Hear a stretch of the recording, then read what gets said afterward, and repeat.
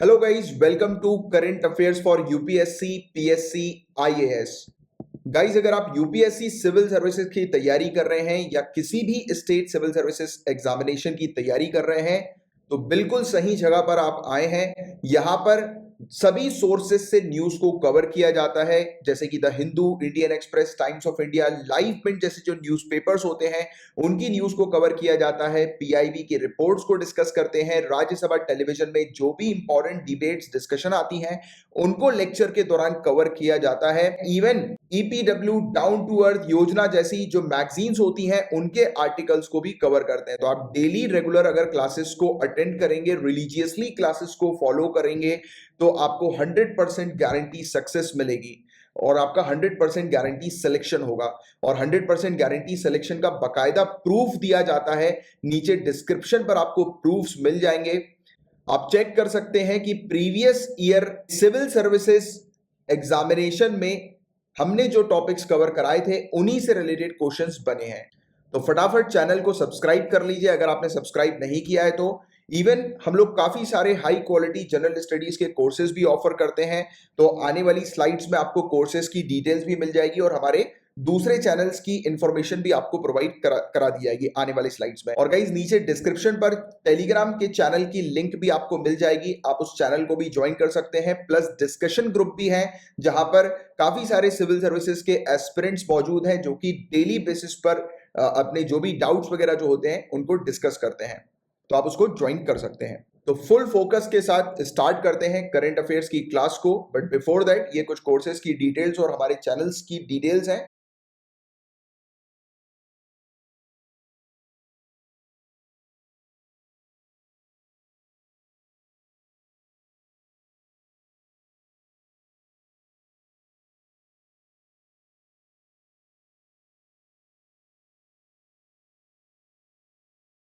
Hello to all the future officers of this country. तो चलिए लवासना जाने की तैयारी शुरू करते हैं। लवासना समझते हो ना?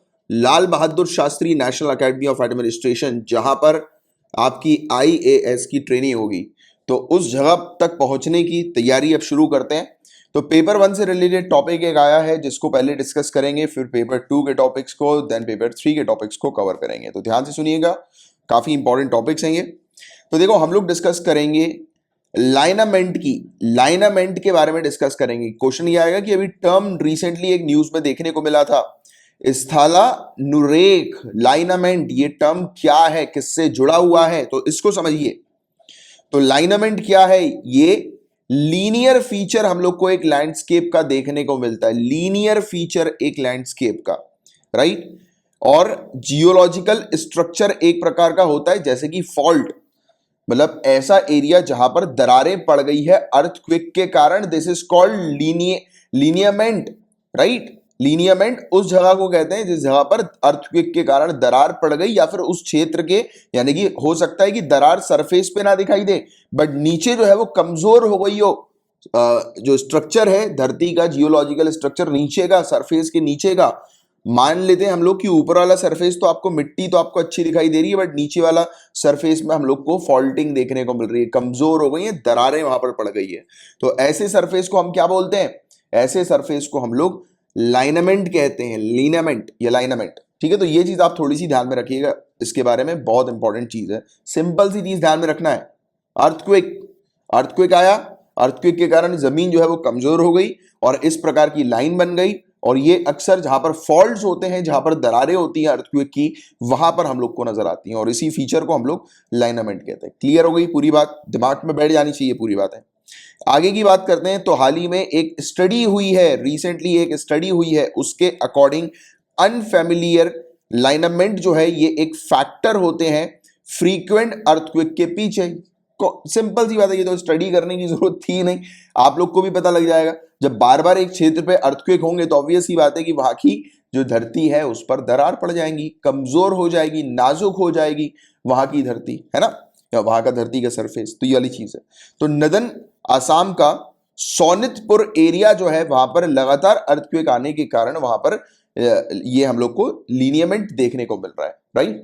तो ये वाली चीज है, ये आप थोड़ी सी ध्यान में रखिएगा। और असम के अंदर और नॉर्थ ईस्ट क्षेत्र में तो आप जानते हैं कि काफी ज्यादा अर्थक्वेक हम लोग को देखने को मिलते हैं। और देखिए अर्थक्वेक पर मैंने एक काफी डिटेल में एक ऑडियो नोट जो है वो क्लियर बना के रखा हुआ है, प्रिपेयर करके रखा हुआ है, और ये बिल्कुल फ्रीली अवेलेबल है आप लोगों के लिए। उसके लिए आपको कुछ नहीं करना है, नीचे डिस्क्रिप्शन पर आपको जनरल स्टडीज का एक नया चैनल मैंने चालू किया है, जिस पर आपको जनरल स्टडीज के टॉपिक्स में पढ़ा रहा हूं। तो वहां पर अर्थक्वेक का पूरा कॉम्प्रिहेंसिव टॉपिक कवर किया हुआ है, करीब 50 मिनट 1 घंटे का वो लेक्चर है। उस लेक्चर को अच्छे से सुन लीजिएगा, अर्थक्वेक के हर एक चीज, हर एक डिटेलिंग जो है वो आपकी अच्छे से क्लियर हो जाएगी। उस ऑडियो लेक्चर को सुनने के बाद अर्थक्वेक को आपको और कहीं से सुनने की जरूरत नहीं पड़ेगी। और ऐसे काफी सारे लेक्चर की सीरीज जो है वो वहां पर अवेलेबल है नए जनरल स्टडीज के चैनल पर, उसको जरूर जाकर ज्वाइन कीजिए, राइट। वो काफी इंपॉर्टेंट है आपके लिए। तो असम में फ्रीक्वेंटली अर्थक्वेक क्यों होते हैं, तो हम जानते हैं कि जियोलॉजिकल सर्वे ऑफ इंडिया के अकॉर्डिंग जो सोनितपुर डिस्ट्रिक्ट है वो टेक्टोनिकली कॉम्प्लेक्स ट्रायंगुलर एरिया पर घिरी हुई है, और नॉर्थ ईस्टर्न क्षेत्र में तो बहुत ज्यादा अर्थक्वेक हम लोग को देखने को मिलते हैं, राइट। और यहां पर ईस्ट वेस्ट ट्रेंडिंग हम लोग को एक फॉल्ट देखने को मिलता है, अथेरखेट फॉल्ट। तो आपको यह भी ध्यान में रखना है कि अथेरखेट फॉल्ट कहां पर है, तो हमारी कंट्री के नॉर्थ ईस्ट क्षेत्र पर। कोपिली फॉल्ट, ये तो काफी फेमस फॉल्ट है, इस फॉल्ट से रिलेटेड लगातार दूसरी बार न्यूज में चीजें देखने को मिल रही है, राइट। तो ये कोपिली फॉल्ट ध्यान में रखना है कि ये नॉर्थ ईस्टर्न क्षेत्र में हम लोग को देखने को मिलता है, राइट। और यहां पर बताया जा रहा है कि लाइनामेंट जो है वो क्रिएट हो रहे हैं, बन रहे हैं, यानी कि इस प्रकार के दरारें जो है वो क्रिएट होती हुई नजर आ रही हैं। और नॉर्थ ईस्टर्न क्षेत्र इतना ज्यादा वल्नरेबल हम लोग को क्यों देखने को मिलता है, वहां पर इतने ज्यादा अर्थक्वेक हम लोग को क्यों नजर आते हैं, तो इस पर भी डिटेल में पूरी चीज मैं आप लोग को बता चुका हूं, राइट, पढ़ा चुका हूं। तो सियांग फ्रैक्चर है, वहां पर यमला फॉल्ट है, नामुला थ्रस्ट है, कैनियन थ्रस्ट हम लोग को यहां पर देखने को मिलता है, जो नॉर्थ ईस्टर्न क्षेत्र पर जो है वो फैला हुआ है, राइट। वहां पर काफी सारे फॉल्ट्स हम लोग को, फ्रैक्चर्स हम लोग को देखने को मिलते हैं, राइट। क्योंकि देखो अर्थक्वेक की जो एनर्जी होती है, अर्थक्वेक जहां पर भी आता है जो उसकी एनर्जी होती है वो हमें देखने को मिलता है कि इन फॉल्ट्स पर ज्यादा होती है, राइट। यानी कि अर्थक्वेक जो ज्यादातर होते हैं वो इन फॉल्ट्स पर होते हैं। क्योंकि देखो हमारी धरती, आपको एक चीज तो पता होगी, बचपन से आप पढ़ते आ रहे हो कि हमारी धरती का जो एरिया है, लैंड मास वाला एरिया है, वो आज भी ड्रिफ्ट कर रहा है किस डायरेक्शन की तरफ, नॉर्थ ईस्ट डायरेक्शन की तरफ आज भी जो है वो ड्रिफ्ट कर रहा है। पता है नहीं वाली बात आपको, ऊपर की तरफ जो है वो ड्रिफ्ट कर रहा है, राइट, स्लाइड हो रहा है। तो क्या हो रहा है कि आपको ये भी पता है कि हमारी धरती में हम लोग को वेरियस फॉल्ट्स वगैरह देखने को मिलते हैं, क्योंकि एक टाइम पर धरती का जो पूरा लैंड मास था वो एक सिंगल लैंड मास हुआ करता था, राइट, जिसे पैंजिया जो है वो हम लोग कहते थे। फिर बाद में जाकर ये फिर पार्ट्स में जो है वो डिवाइड हो गया। जो आज की डेट में आप वर्ल्ड मैप पे कॉन्टिनेंट्स को देखते हो, तो कॉन्टिनेंट्स आपको कुछ इस प्रकार के दिखाई देते हैं कि अगर आप गौर से देखेंगे तो ऐसा लगेगा कि आपस में अगर आप उनको चिपका देंगे तो वो एक पजल की तरह है, राइट। तो ये ऐसे ही हुआ करता था, बचपन से आप पढ़ते आ रहे हो कि एक सिंगल लैंड मास था, फिर वो टूट के जो है वो अलग अलग जगह पे जो है वो मूव हो गया। तो देखो अब जब अलग अलग जगह पे ये मूव हुआ, तो बट ऑब्वियस ही बात है कि वहां पर काफी सारी दरारें होंगी, काफी सारे फॉल्ट्स हम लोग को देखने को मिलेंगे। जो ये टूटा है तो आगे हुआ है। अब एक पर्टिकुलर, जैसे जमीन का टुकड़ा और दूसरा जमीन का टुकड़ा अगर ये आपस में टकराएंगे, राइट, आपस में जब ये टकराएंगे, जैसे हम लोग डाइवर्जेंट कन्वर्जेंट बोलते हैं, तो आप अर्थक्वेक वाला टॉपिक पढ़ोगे स्टैटिक पोर्शन का जनरल स्टडीज का, तो ये पूरे टर्म्स आपको क्लियर हो जाएंगे। डाइवर्जेंट क्या होता है, कन्वर्जेंट क्या होता है, राइट, ये सब टर्म्स, ट्रांस बाउंड्री मूवमेंट क्या होते हैं, तो ये भी पूरा पढ़ाया हुआ है। ये चीज इंपॉर्टेंट है अर्थक्वेक को समझने के लिए। तो जब इस प्रकार से धरती आपस में टकराती है, डाइवर्जेंट हम लोग को मूवमेंट देखने को मिलता है, कन्वर्जेंट मूवमेंट देखने को मिलता है, तो शेक होती है धरती। और ये सब चीजें जो है वो वहीं पर ही ज्यादा होंगी जहां पर इस प्रकार के फ्रैक्चर्स, फॉल्ट्स जो है वो होंगे। और हमारे नॉर्थ ईस्टर्न क्षेत्र में बहुत सारे फॉल्ट्स हैं। ये वजह है कि हमारा नॉर्थ ईस्टर्न क्षेत्र इतना वल्नरेबल है, यानी कि इतने ज्यादा अर्थक्वेक के केसेस हम लोग को वहां पर देखने को मिलते हैं। स्पेशली यहाँ पर मेन हिमालयन थ्रस्ट हम लोग को देखने को मिलता है, मेन बाउंड्री थ्रस्ट है, मेन सेंट्रल थ्रस्ट है, और सीवियर सब्सिडरी फॉल्ट्स हम लोग को यहाँ पर नजर आते हैं। तो ये कुछ डिटेल से बेसिक्स ही जो थोड़ी सी बस ध्यान में रखिएगा। और नॉर्थ ईस्टर्न क्षेत्र जो है वो हमारी कंट्री के अंदर 5वें सेस्मिक जोन पर आती है। अब देखो एक क्वेश्चन है सिंपल सा, इसका आंसर नीचे कमेंट बॉक्स पर जरूर लिखकर बताइएगा। हमारी कंट्री के अंदर कौन सी अथॉरिटी है, राइट, कौन सी अथॉरिटी है हमारी कंट्री के अंदर जो कि अर्थक्वेक के सेस्मिक जोन को जिसने बनाया हुआ है, तैयार किया है अर्थक्वेक के सेस्मिक जोन को। और आप मुझे बताएंगे कि सेस्मिक जोन क्या 1 2 3 4 5 है या 2 3 4 5 है, क्या 1 सेस्मिक जोन है कि नहीं है। तो इसकी भी क्लियरिटी आप मुझे नीचे कमेंट बॉक्स पर लिखकर बताइएगा। राइट। तो सेस्मिक जोन जो है वो एक ऐसा जोन होता है जहां पर सबसे ज्यादा केसेस अर्थक्वेक के रिकॉर्ड होते हैं, यानी कि ऐसे एरिया पर सबसे ज्यादा अर्थक्वेक आते हैं, उस एरिया को सेस्मिक जोन 5 कैटेगरी में रखा हुआ है। तो ये वाला जो एरिया है हमारा नॉर्थ ईस्टर्न क्षेत्र, वो सेस्मिक जोन की 5 में आता है, यानी कि सेस्मिक जोन 5 में हम लोग को देखने को मिलता है, मतलब कि वहां पर काफी ज्यादा अर्थक्वेक के केसेस जो है वो रिकॉर्ड किए जाते हैं, नजर आते हैं, राइट। और इंडियन प्लेट जो है जैसे मैंने आपको बताया नॉर्थ ईस्ट की तरफ जो है वो मूव कर रही है, राइट। मैंने अभी आपको थोड़ी देर पहले ही बताया था यूरेशियन प्लेट की तरफ मूव कर रही है जो हिमालयन क्षेत्र में है। तो आपस में जब ये प्लेट्स एक दूसरे के साथ टकराती हैं, जैसे मैंने आपको बताया ना एक लैंड मास दूसरे के साथ जब टकराएगा तो ऑब्वियस सी बात है कि कोलिजन जब होगा तो ये स्ट्रेस इसमें से रिलीज होगा और एनर्जी रिलीज होगी, और ये ज्यादातर हम लोग को टेक्टोनिक या फॉल्ट में देखने को मिलता है कि जिसके कारण से अर्थक्वेक आता है, राइट। तो ये तो एक अभी मैंने आपको ये बेसिक डिटेल्स दी अर्थक्वेक से रिलेटेड, बट अर्थक्वेक के पूरे कॉन्सेप्ट्स को डिटेल में एक्सप्लेन किया हुआ, हर एक कॉन्सेप्ट को कि अर्थक्वेक कितने प्रकार के होते हैं, किस तरीके का उनका क्लासिफिकेशन है, अर्थक्वेक होते क्यों हैं, कैसे अर्थक्वेक से बचा जाए, प्रिपेयर्ड कैसे किया जाए, राइट। तो ये पूरी चीज इवन जैसे कि हम लोग को देखने को मिलता है कि अर्थक्वेक को मेजर करने के लिए कौन सी डिवाइस वगैरह होती हैं, तो ये सब चीजें भी मैंने डिटेल में पढ़ाया हुआ है, पूरी चीज, मतलब कि ऐसा कोई एक पॉइंट नहीं है जो अर्थक्वेक से रिलेटेड छूट गया हो। तो इस प्रकार की मैं आपकी तैयारी वहां पर जनरल स्टडीज के चैनल पे करवा रहा हूं, जनरल स्टडीज की, तो उसको जरूर ज्वाइन कर लीजिएगा और आज ही एक बार रिवाइज कर लीजिएगा उस लेक्चर को, जो आसानी से आपको मिल जाएगा वहां पर, ठीक है। चलो ये चीज बस आपको बतानी थी और ये था पूरा ओवरऑल टॉपिक। थोड़ा सा ध्यान में रखना, आपको अभी मेनली जो ध्यान रखना है वो लिनियामेंट के बारे में ध्यान में रखना है कि ये टर्म अभी रिसेंटली न्यूज में था, ये क्या है। तो आपको ये दरारों के बारे में आइडिया होना चाहिए कि जहां पर ये दरारें होती हैं उस दरारों को हम जो है वो लिनियामेंट जो है वो कहते हैं, ठीक है। तो ये वाली चीज थी। अब हम लोग बात करेंगे पुटोला नाच के बारे में। पुटोला नाच, स्ट्रिंग कठपुतली ये हम लोग को देखने को मिलती है। कठपुतली जो होता है ना तो उसका नाच है, कठपुतली नचाने वाला नाच ये हम लोग को देखने को मिलता है। क्या है, कौन सा नाच है ये? पुटोला नाच। आप थोड़ा सा ध्यान में रखिएगा। तो कोविड-19 महामारी ने आसाम का एक ट्रस्ट हम लोग को देखने को मिल रहा है, उसको अपॉर्चुनिटी प्रोवाइड करी कि वो फोकस करें नियर फॉरगेटन, यानी कि अभी तक जिसे लगभग भूल से गए हैं एक पर्टिकुलर आर्ट फॉर्म को, जो वो है पटोला नाच। तो क्वेश्चन ये डायरेक्ट ऐसा बनता है कि पटोला नाच जो है वो कहां का है? तो फर्स्ट पॉइंट असम, दूसरा पॉइंट हमें देखने को मिलता है कि कठपुतली नाच है। तो ये क्लियरिटी बस रखो, इससे रिलेटेड दो चीज बस ध्यान में रखो, असम कठपुतली नाच, ये पटोला नाच से रिलेटेड हम लोग को देखने को मिल रहा है। तो 3 एरियाज में ये मेनली परफॉर्म किया जाता है असम के। 3 एरियाज, एक है बारपेटा नालबारी और दूसरा हम लोग को देखने को मिलता है जो बारपेटा नालबारी जो है वो वेस्टर्न में है, और कलाई गांव जो हम लोग को नॉर्दर्न असम में देखने को मिलता है, और मजूली आइलैंड काफी फेमस आइलैंड है। क्वेश्चन ये भी आ सकता है मजूली आइलैंड कहां पर है? तो असम के ईस्ट में हम लोग को देखने को मिलता है, ईस्टर्न असम में ये मजूली आइलैंड है। तो ये चीज पहले पूछी जा चुकी है, मजूली आइलैंड से रिलेटेड की ये कहां है। तो ये जब कठपुतली डांस होता है तो इसमें रामायण और महाभारत के थीम्स वगैरह जो है, सीन्स वगैरह हैं, उसको ध्यान में रखते हुए परफॉर्मेंस दी जाती है। और जो पपेटर्स होते हैं यानी कि जो नचाते हैं इस कठपुतली को, तो वो काफी खुश हो जाते हैं, वो कुछ डायलॉग्स वगैरह भी डालते हैं, यानी कि वो पीछे से डायलॉग बाजी भी कर रहे होते हैं, मंत्र वगैरह भी कई बार पढ़ रहे होते हैं, राइट, जो कि लिए होते हैं इन्होंने भवना से, राइट। तो ये वाली चीज हम लोग को इनकी देखने को मिलती है, जिससे वो काफी जो है वो खुश हो जाते हैं इस प्रकार की चीज करते हुए। तो ये चीज आप थोड़ी सी ध्यान में रखिएगा, ऐसी आती है चीजें आर्ट एंड कल्चर से रिलेटेड, क्योंकि आर्ट एंड कल्चर से रिलेटेड ऑब्वियस बात है कि काफी कम टॉपिक्स हैं, लिमिटेड टॉपिक्स हैं, और न्यूज में जो टॉपिक्स आते हैं उन्हीं से रिलेटेड क्वेश्चन बनते हैं। तो पटोला नाच ध्यान में रखना है, ठीक है, ये चीज है। अब पेपर 1 से रिलेटेड इतने ही टॉपिक्स थे। अब हम लोग पेपर 2 के टॉपिक्स को कवर करने जा रहे हैं। अब देखो, मैंने आप लोग को कल इंडिया और यूके के बीच में जो वर्चुअल समिट हुई थी उसके बारे में बताया था, काफी डिटेल में हम लोगों ने चर्चा करी थी। इसमें मेन एक पॉइंट है जिसको अलग से अभी फिर से चर्चा करते हैं, कल भी चर्चा करी थी, वो है ग्लोबल इनोवेशन पार्टनरशिप। ये दोनों मिलकर ग्लोबल इनोवेशन पार्टनरशिप पर फोकस कर रहे हैं। तो कैबिनेट ने अप्रूवल दे दिया है एक एमओयू को, जो इंडिया और यूके के बीच में हम लोग को देखने को मिलेगी, वो है global innovation partnership. Global innovation partnership नाम से जन्मा रहा है, यहां पर इनोवेशन की बात हो रही है।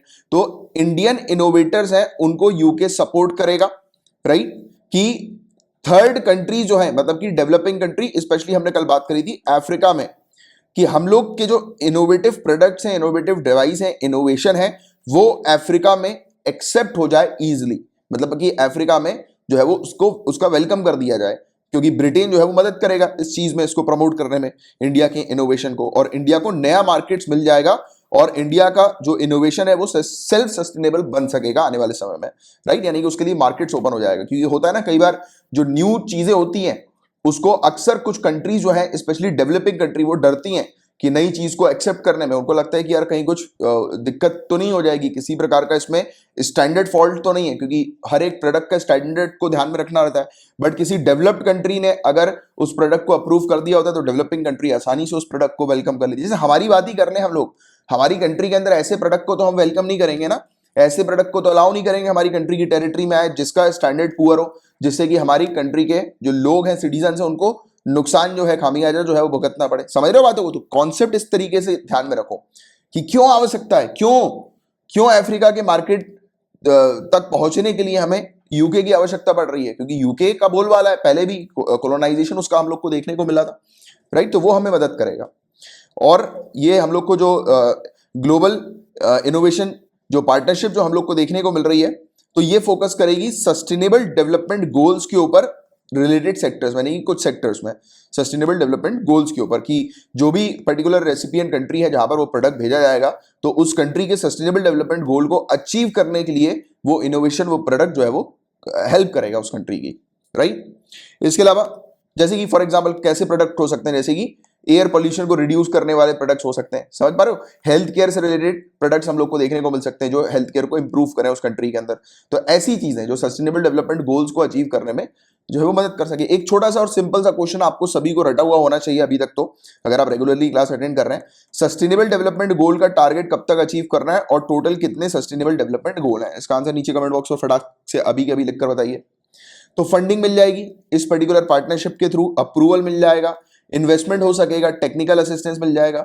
ये पार्टनरशिप जो है वो सपोर्ट करेगी इंडियन एंटरप्रेन्योर्स को, कि इंडियन एंटरप्रेन्योर्स और इन्वेस्टर जो हैं टेस्ट कर सकें, बढ़ा सकें अपने प्रोडक्शन को, राइट। इनोवेटिव डेवलपमेंट सोल्यूशन लेकर आए, राइट, डेवलपिंग कंट्रीज के अंदर। तो इस पर फोकस किया गया।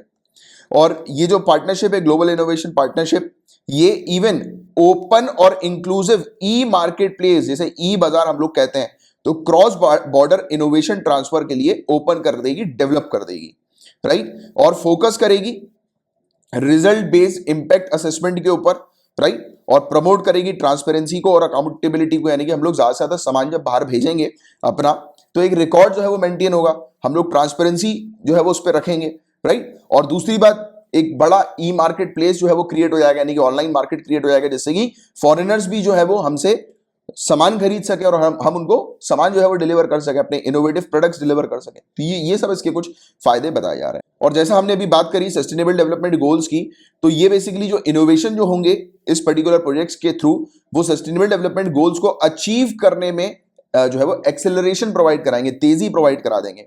और जो गरीब पॉपुलेशन है, राइट, बॉटम रंग पॉपुलेशन जो हम लोग को देखने को मिलती है, उनको मेनली बेनिफिट प्रोवाइड कराने के लिए ये है।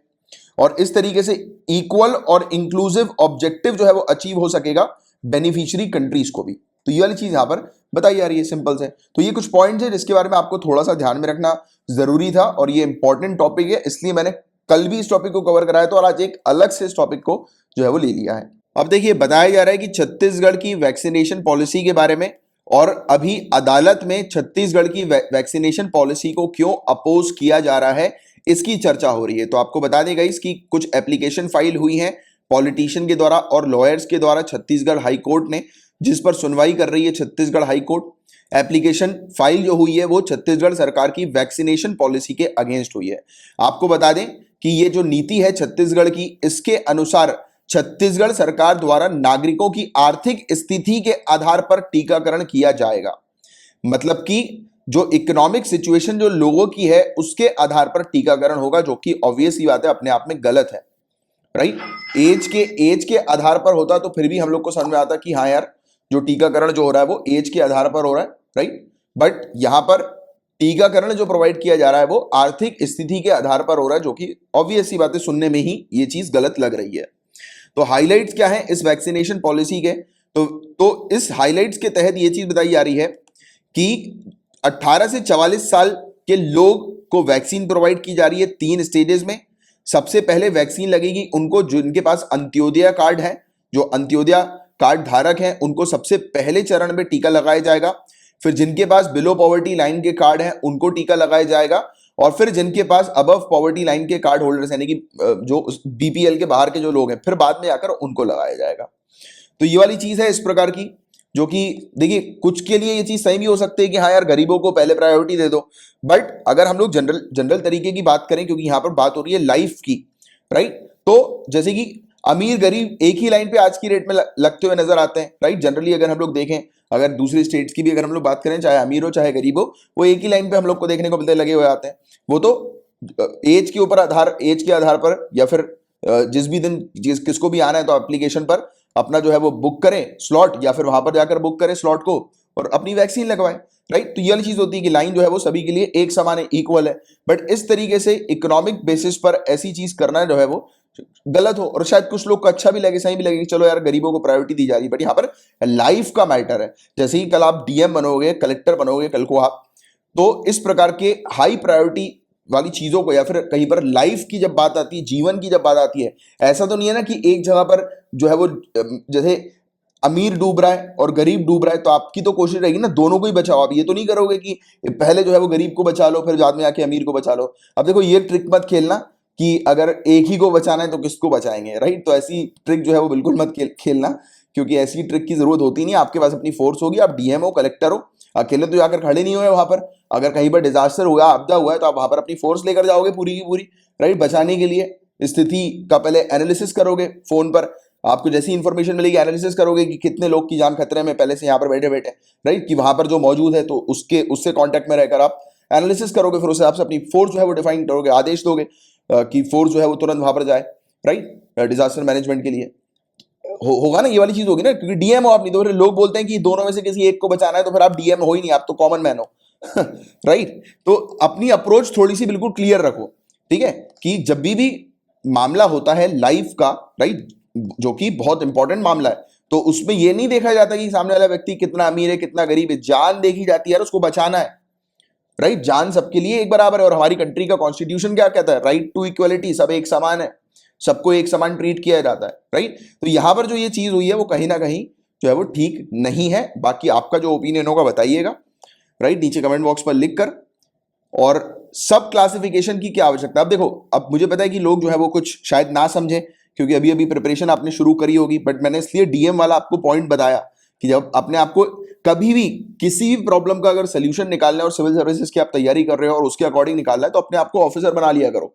सोच लिया करो कि मैं ऑफिसर हूं, मैं जब ऑफिसर बनूंगा या बनूंगी, जब मैं उस समय मेरे पास ये नाम के आगे आईएएस ऑफिसर होगा, तब मैं क्या डिसीजन लूंगा या लूंगी। तो ऐसे इस तरीके से अपने माइंडसेट को सोचा करो, तो फिर समझ में आ जाएगा आपको। और मैंने आपको बताया ना, डीएम हो तो ऐसा मत बेवकूफी करना कि डीएम तो आपने अपने नाम के आगे लगा लिया, बट उसकी पावर्स के बारे में आपको पता ही नहीं, तो फिर बेवकूफी ये कर दो कि अरे यार दोनों में से किसको बचाएंगे, राइट। अब डीएम हो, अपने फोर्स लेकर चलोगे, नॉर्मली कहीं पर जाओगे तो आगे पीछे पुलिस वालों की गाड़ियां, ऑलरेडी फोर्स वहां पर लगा रहता ही है, कुछ ना कुछ मिनिमम फोर्स तो रहता ही है, राइट। बट अगर किसी कहीं पर डिजास्टर हुआ और कहीं पर पहुंच रहे हो, तो ऑब्वियस ही बात है कि आपके पास तो फोर्स होगी होगी, राइट। जहां पर अगर ऐसी आपके पास इंफॉर्मेशन आई कि यार लोगों की जान को खतरा है, कुछ लोग जो है वो डूब रहे हैं, कुछ हो गया है ऐसा, राइट, तो आप तुरंत अपनी फोर्स को जो है वो वहीं पे बोलोगे कि जल्दी जल्दी जाओ, लोगों को बचाओ, राइट। अब वो डूबना हो सकता है, कुछ भी हो सकता है, नहीं तो अभी लोग पता नहीं ये बोलने लगे। अब देखो यहां पर मैं आपको पढ़ा रहा हूं, जो चीज समझाने की कोशिश कर रहा हूं उसको समझना, नहीं तो मुझे पता है काफी सारे लोग जो है वो जो पढ़ाता हूं, जो कॉन्सेप्ट क्लियर करता हूं उसको तो नहीं समझते, बाकी दूसरी दुनिया जहां की बात को समझने लगते हैं, दुनिया जहां के फिर डाउट करने लगते हैं, राइट। जैसे कि सर जब तक डीएम पहुंचेगा तब तक तो लोग डूब जाएंगे पानी में, तो लोग डूब रहे हैं उनको कैसे बचाया जाए। अरे भैया मैं आपको समझा रहा हूं सिचुएशन की बात, कि लाइफ को अगर बचाना है, जो मेन कॉन्टेक्स्ट जो है इसको समझाने का वो क्या है कि दो लोग की लाइफ है, एक रिच है और एक पुअर है, तो आपकी तो कोशिश है कि आपको दोनों को बचाना है, चाहे कुछ हो जाए, राइट, चाहे कुछ हो जाए दोनों को बचाना है, मतलब बचाना है, आप जी जान लगा दोगे उसके लिए, कुछ भी करो, इसलिए तो डीएम बन रहे हो ना, राइट। चलो एनीवेज आगे की बात करते हैं। और लाइफ के मामले में कोई रिच कोई पुअर नहीं, क्योंकि अपने साथ तो कोई ऊपर लेकर गया नहीं है पैसा, राइट। सामने वाला व्यक्ति जब मरा है तो कोई भी ऐसा नहीं है, कोई है तो बताओ जो अपने साथ ऊपर पैसा लेकर गया हो, नहीं लिया ना।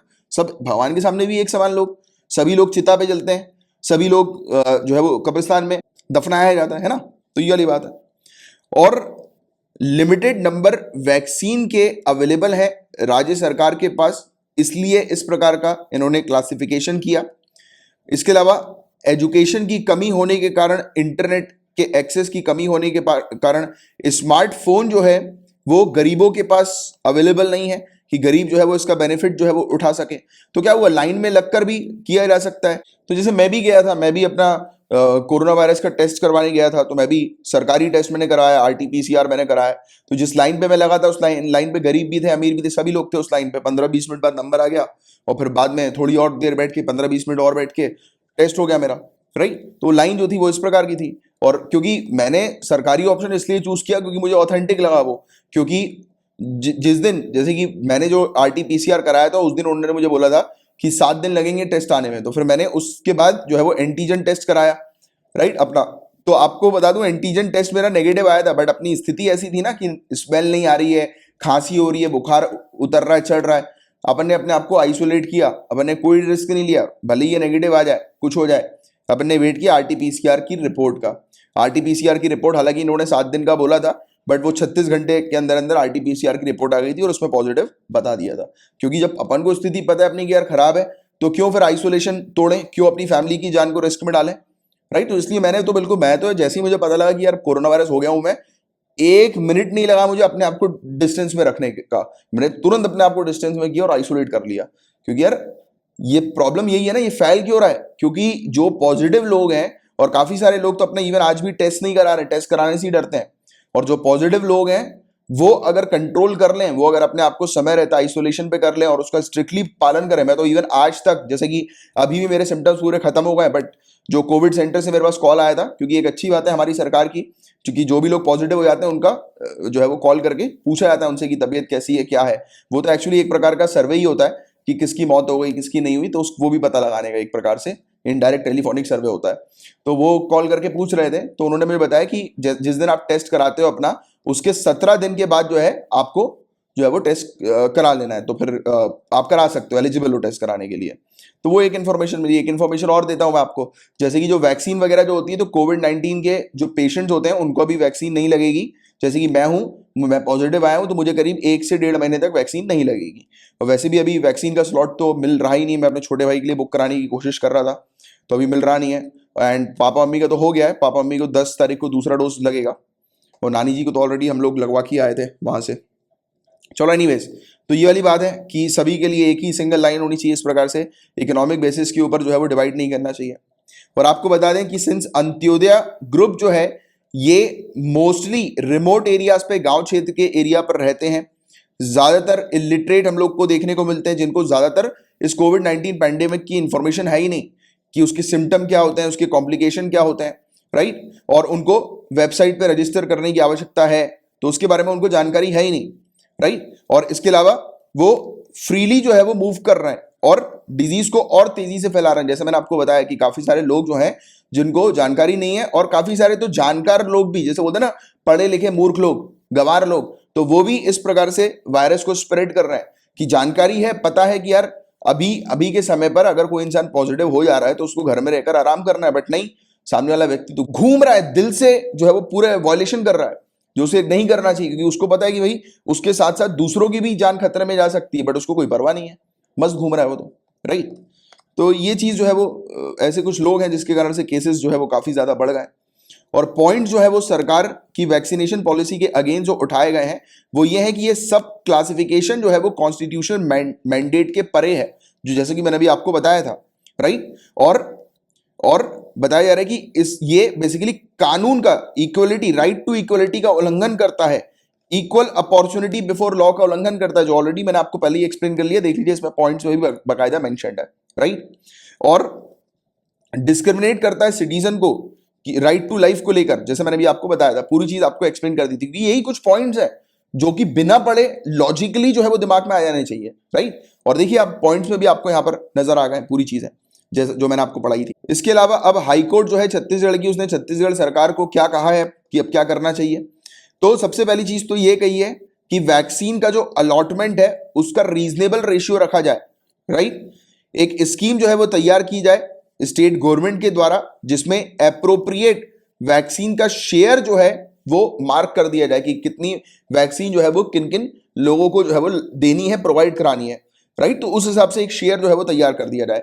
एक हेल्प डेस्क सेटअप किया जाए जो कि स्पॉट रजिस्ट्रेशन, जैसे मैंने आपको बताया ना कि वहीं पर तुरंत, जैसे कि मैं टेस्ट कराने गया था आरटीपीसीआर का, तो वहीं के वहीं रजिस्ट्रेशन हुआ, फोटो खींची, 2-3 चीजें पूछी, नाम, फोन नंबर वगैरह बस, और इवन आधार कार्ड भी नहीं देखा था उनने तो मेरा, राइट। बाकी पूरी डिटेल ले ली थी, नाम लिया था, पूरी डिटेल के नाम, और उसके अलावा फादर्स नेम लिया था, और उसके अलावा मोबाइल नंबर ले लिया था, ये 3 चीज बस ली थी, और कुछ कुछ कोई डॉक्यूमेंट नहीं, कुछ नहीं लिया। और फिर उन्होंने बोला कि थोड़ी देर बाद आपको बुला लिया जाएगा, तो आवाज लगा के बुला लिया, अपन ने लगा दिया, मतलब करवा लिया टेस्ट, राइट। तो वैक्सीन को एडमिनिस्टर करने के पर्पस के लिए हेल्प डेस्क जो है वो होना चाहिए, और स्पॉट रजिस्ट्रेशन प्रोवाइड कराने की आवश्यकता है। तो ये चीज इन्होंने बताई। अब एक कुछ इंपॉर्टेंट पॉइंट अलग से, जैसे कि अंत्योदय कार्ड होल्डर्स कौन होते हैं, राइट। तो अंत्योदय अन्ना योजना ये एक यूनियन गवर्नमेंट की स्कीम है। क्वेश्चन ये आ सकता है सेंट्रल गवर्नमेंट की स्कीम है या स्टेट गवर्नमेंट की स्कीम है अंत्योदय अन्ना योजना, तो वो सेंट्रल गवर्नमेंट की स्कीम है। तो जो गरीबों में भी जो गरीब जो होती है, क्योंकि कुछ कुछ ऐसी जनता होती है ना कि गरीब है ऑलरेडी, यानी कि बिलो पॉवर्टी लाइन में है, बट और भी बैकवर्ड है, राइट। तो पुअरेस्ट ऑफ द पुअर, गरीबों में भी जो गरीब हम लोग को देखने को मिलते हैं, राइट, तो उन्हें आइडेंटिफाई किया जाता है और उन्हें एक येलो कलर का राशन कार्ड दिया जाता है, जो कि इंडिकेट करता है कि उन्हें राइस, चावल, वीट, आटा, गेहूं, राशन का आइटम हैवीली सब्सिडाइज रेट में प्रोवाइड कराना है, राइट। और जो भी फैमिलीज होती हैं जिनकी एनुअल इनकम 15,000 रुपए से कम होती है, यानी कि पूरे साल भर की इनकम 15,000 रुपए से कम होती है, पूरी फैमिली की इनकम, राइट। और सीनियर सिटीजन के पास कोई सपोर्ट नहीं होता, यानी कि ऐसे सीनियर सिटीजन जिनका कोई वारिस नहीं है उनको सपोर्ट करने का, उनकी देखभाल करने का, विधवाएं और अनएम्प्लॉयड पर्सन, ये भी इस कैटेगरी के अंदर आ जाते हैं, अंत्योदय अन्ना योजना की कैटेगरी में आ जाते हैं। तो ये सिंपल सी। और बिलो पॉवर्टी लाइन के बारे में तो आप जानते ही हैं, राइट, बीपीएल के बारे में, राइट। तो ये अंत्योदय अन्ना योजना यानी कि बीपीएल से भी और पिछड़ा वर्ग, और मतलब पिछड़े लोग economic wise, income wise, right, तो वो इस कैटेगरी के अंदर आ जाते हैं। अब ये एक इंपॉर्टेंट टॉपिक को कवर करने वाले, मराठा कोटा वाले टॉपिक को हम लोग कवर करेंगे। ऑनरेबल सुप्रीम कोर्ट का कहना है कि मराठा कोटा जो है वो असंवैधानिक है, अनकॉन्स्टिट्यूशनल है। 5 जजेस की बेंच जो है वो हम लोग को ऑनरेबल सुप्रीम कोर्ट की देखने को मिली, जिन्होंने निरस्त कर दिया महाराष्ट्र के कानून को, जो कि मराठा कम्युनिटी को रिजर्वेशन प्रोवाइड कराता है एडमिशन में और सरकारी जॉब में महाराष्ट्र के अंदर, राइट। तो जो एजुकेशनल इंस्टीट्यूशन है उसमें एडमिशन में और सरकारी जॉब में मराठा कम्युनिटी को रिजर्वेशन प्रोवाइड कराने वाले कानून को रद्द कर दिया गया है ऑनरेबल सुप्रीम कोर्ट के द्वारा। उन्होंने कहा कि यह अनकॉन्स्टिट्यूशनल है। कानून क्या था? तो नवंबर 2018 की बात थी। मराठा कम्युनिटी जो है हम लोग को देखने को मिलती है, जो मराठा समुदाय जो है उसको रिजर्वेशन प्रोवाइड किया गया था Maharashtra state socially and educationally backward act के थ्रू। इस कानून के थ्रू उनको रिजर्वेशन दे दिया गया था। यह स्पेशल कानून सैंक्शन किया गया था Maharashtra state backward class commission के द्वारा, और इसे असेंबली और काउंसिल, महाराष्ट्र के अंदर आपको पता होगा कि स्टेट लेजिस्लेटिव असेंबली भी है और स्टेट लेजिस्लेटिव काउंसिल भी हम लोग को देखने को मिलता है। मेरा आपसे एक सिंपल सा क्वेश्चन अगेन फिर से नीचे कमेंट बॉक्स पर आंसर लिखकर बताइए कि कौन सी स्टेट्स हैं जिनके पास स्टेट लेजिस्लेटिव असेंबली और काउंसिल दोनों है, राइट। कि किस स्टेट के पास लेजिस्लेटिव काउंसिल है, तो फटाक से नीचे कमेंट बॉक्स पर उन स्टेट्स के नाम लिखकर बताइएगा। बिल्कुल अच्छे से आपको पता होना चाहिए, इससे रिलेटेड प्रीलिम्स में पहले क्वेश्चन पूछे जा चुके हैं और अच्छी जानकारी आपको होनी चाहिए। तो दोनों ने ही अप्रूव कर दिया एक स्पेशल कानून को कि मराठा कम्युनिटी जो है, मराठा जो है महाराष्ट्र के अंदर, उनको रिजर्वेशन ग्रांट करना है। तो रिजर्वेशन जो है मराठा के लिए वो 12 और 13% एजुकेशन में और जॉब में है। 12% एजुकेशन में, 13% जॉब में रिजर्वेशन अलॉट किया गया था। फिर बाद में जाकर यह देखा गया कि जो सीलिंग थी, आपको पता होगा गाइस कि रिजर्वेशन जो है वो 50% से ऊपर नहीं होना चाहिए ओवरऑल रिजर्वेशन, तो 50% की सीलिंग है, बट इसने उस सीलिंग को क्रॉस कर दिया। 64% हुई, फिर बाद में आकर 65% हो गया, यानी 64% और 65%। 64% एजुकेशन के लिए, 65% जॉब्स के लिए। इस प्रकार की सीलिंग हम लोग को देखने को मिली, यानी कि सीलिंग को क्रॉस कर दिया। जो सीलिंग थी कि 50% से ऊपर रिजर्वेशन नहीं देना है, वो क्रॉस कर दिया, राइट। अब देखो फिर अब जुडिशरी ने किस प्रकार से इंटरवीन किया। तो एक पीआईएल फाइल हो गई बॉम्बे हाई कोर्ट में इसी चीज को चैलेंज करते हुए कि अरे यार 50% का कोटा है, लिमिट करने की बात करी कि 50% के ऊपर रिजर्वेशन नहीं करना है। यहां तो 64%, 65% रिजर्वेशन का कोटा चला गया, या उससे पहले तो उससे भी ज्यादा गया था, क्योंकि पहले जो रिजर्वेशन था वो 16% था, राइट, एजुकेशन और जॉब्स में। फिर क्या किया बॉम्बे हाई कोर्ट ने, बोला कि चलो ठीक है हम रिजर्वेशन को कंटिन्यू रखेंगे, यानी कि रिजर्वेशन को इन्होंने बॉम्बे हाई कोर्ट ने बरकरार रखने की बात करी, क्योंकि पीआईएल फाइल हुई थी, राइट, कि जो socially and educationally backward commission है उसके तहत जो रिजर्वेशन जो प्रोवाइड किया गया है उसको चैलेंज कर दिया, राइट। तो कोर्ट ने यह कहा कि रिजर्वेशन कंटिन्यू रहेगा बट 16% से घटाकर 12% कर दिया जाएगा एजुकेशन में और 13% प्रोवाइड कर किया जाएगा जॉब्स में। तो इन्होंने 16% को घटाकर 12 और 13% कर दिया, जिससे कि जो पीआईएल फाइल हुई थी तो उसको भी थोड़ी सी राहत मिले कि हाँ यार कुछ चेंज हो गया और बाकी ये कंटिन्यू रहे। और फिर उसके बाद ये कानून जो है वो लागू हो गया मराठा स्टूडेंट्स के लिए और उनको एजुकेशन और जॉब्स में जो है वो कोटा मिलना शुरू हो गया। तो ये वाली चीज हम लोग को देखने को मिली। फिर बारी आती है 9 सितंबर 2020 की। मराठा रिजर्वेशन को फिर से चुनौतियों का सामना करना पड़ा ऑनरेबल सुप्रीम कोर्ट के पास। ऑनरेबल सुप्रीम कोर्ट ने इसको लागू करने के ऊपर स्टे लगा दिया, राइट, और मामला जो है वो रेफर कर दिया honourable chief justice of India की बेंच के पास, लार्जर बेंच के पास, ठीक है। तो ये चीज हमने देखी, तो ये वाली चीज पूरी हुई थी और अभी जाकर मना कर दिया, बोला कि यार ये इसको हटाओ, ये अनकॉन्स्टिट्यूशनल है। बट अनकॉन्स्टिट्यूशनल किसके आधार पर किया, तो आपको बता दें 1992 के इंदिरा साहनी जजमेंट के बारे में आपको पता होना चाहिए। क्वेश्चन ये भी बन सकता है कि 50% लिमिट लगाने का, रिजर्वेशन पर 50% की लिमिट लगाने का जो क्लॉज है या जो प्रोविजन जो सामने आया या जो रूल सामने आया वो किसके तहत आया, तो इंदिरा साहनी जजमेंट के तहत आया, राइट, जो 1992 का हमें देखने को मिलता है। तो 1992 का Indira Sahni versus union of India का एक केस था जिसमें मंडल कमीशन की जो रिपोर्ट थी उसको सही ठहराया गया था और कोर्ट ने जो है वो दो इंपॉर्टेंट प्रेसिडेंट्स जो है वो प्रोवाइड किए थे, यानी कि दो इंपॉर्टेंट गाइडलाइन जो है वो प्रोवाइड करी थी। तो पहला पॉइंट इन्होंने ये बोला कि जो क्राइटेरिया होना चाहिए रिजर्वेशन प्रोवाइड करने के लिए या एक ग्रुप को रिजर्वेशन के लिए क्वालिफाई करने के लिए वो सोशली और एजुकेशनली बैकवर्ड के आधार पर होना चाहिए कि सोसाइटी में वो बैकवर्ड है वो पर्टिकुलर ग्रुप और एजुकेशन के मामले में भी वो ग्रुप बैकवर्ड है, ठीक है। तो इन दो चीजों के ऊपर बेस्ड सामने वाले ग्रुप को जो है वो क्वालिफाई करना है, राइट, कि उसको रिजर्वेशन मिलना चाहिए या नहीं मिलना चाहिए। और दूसरी बात 50% की लिमिट होनी चाहिए, राइट। और वर्टिकल कोटाज जो है उसकी बात करी कि अगर ये इसकी आवश्यकता पड़ती है तो इंश्योर किया जाए कि एडमिनिस्ट्रेशन में एफिशिएंसी हो। तो वर्टिकल कोटा का मतलब कि जैसे कि एक साल पर आरक्षण पूरा जो है वो हुआ नहीं, कंप्लीट नहीं हुआ, यानी कि जो प्रोवाइड कराना था किसी पर्टिकुलर ग्रुप को, कास्ट को, राइट, रिजर्वेशन, तो वो एक साल में जो है वो कंप्लीट नहीं हो पाए तो नेक्स्ट ईयर पे जो है वो कैरी फॉरवर्ड हो जाएगा, राइट। बट इस चीज को ध्यान में रखना है हमेशा कि जब भी रिजर्वेशन दिया जा रहा है एक साल में या फिर कहीं पर भी किसी भी पोस्ट के लिए, किसी भी जॉब के लिए एक बार में जब भी रिजर्वेशन निकलता है, राइट, तो जैसे कि अगर 1000 पोस्ट है तो 1000 पोस्ट में 500 लोगों से ज्यादा, ठीक है, 500 पोस्ट से ज्यादा रिजर्वेशन जो है रिजर्वेशन वाली पोस्ट नहीं होगी, यानी कि ज्यादा से ज्यादा जो रिजर्वेशन वाली जो पोस्ट होंगी वो 500 पोस्ट तक हो सकती हैं, राइट, यानी कि 50% तक हो सकती हैं, राइट। और ये कहा कि 50% की लिमिट जो है वो अप्लाई होगी सिवाय एक्सेप्शनल सर्कमस्टेंसेस को छोड़कर, यानी कि कुछ ऐसी चीज हो जाती है जिसमें रिजर्वेशन जो है वो बढ़ाने की बहुत ही अति आवश्यकता है, तो उस समय एक्सेप्शनल केसेस को छोड़कर या सर्कमस्टेंसेस को छोड़कर, यानी कि उस दौरान कुछ ऐसा हो गया कि रिजर्वेशन प्रोवाइड कराना ही पड़ गया, राइट, तो बट इसको परमानेंट नहीं रखना है, ठीक है। तो कुछ स्पेशल सर्कमस्टेंसेस को छोड़कर 50% से बढ़ाया जा सकता है, वरना 50% की लिमिट जो है वो सेट होगी। तो यहां पर सिर्फ दो चीज आप ध्यान में रखो। एक तो कोर्ट ने ये कहा हुआ है कि जिस भी पर्टिकुलर ग्रुप को क्वालिफाई करना है रिजर्वेशन के लिए, ये पहले देखना होगा कि वो ग्रुप जो है वो सोशली और एजुकेशनली बैकवर्ड होना जरूरी है। दूसरा पॉइंट, कभी भी रिजर्वेशन अगर सरकार प्रोवाइड करा रही है तो 50% से ज्यादा रिजर्वेशन नहीं देना है, चाहे कुछ हो जाए। तो ये चीज जो ये फैसला जो सामने आया था वो इंदिरा साहनी केस में हम लोग को देखने को मिला था।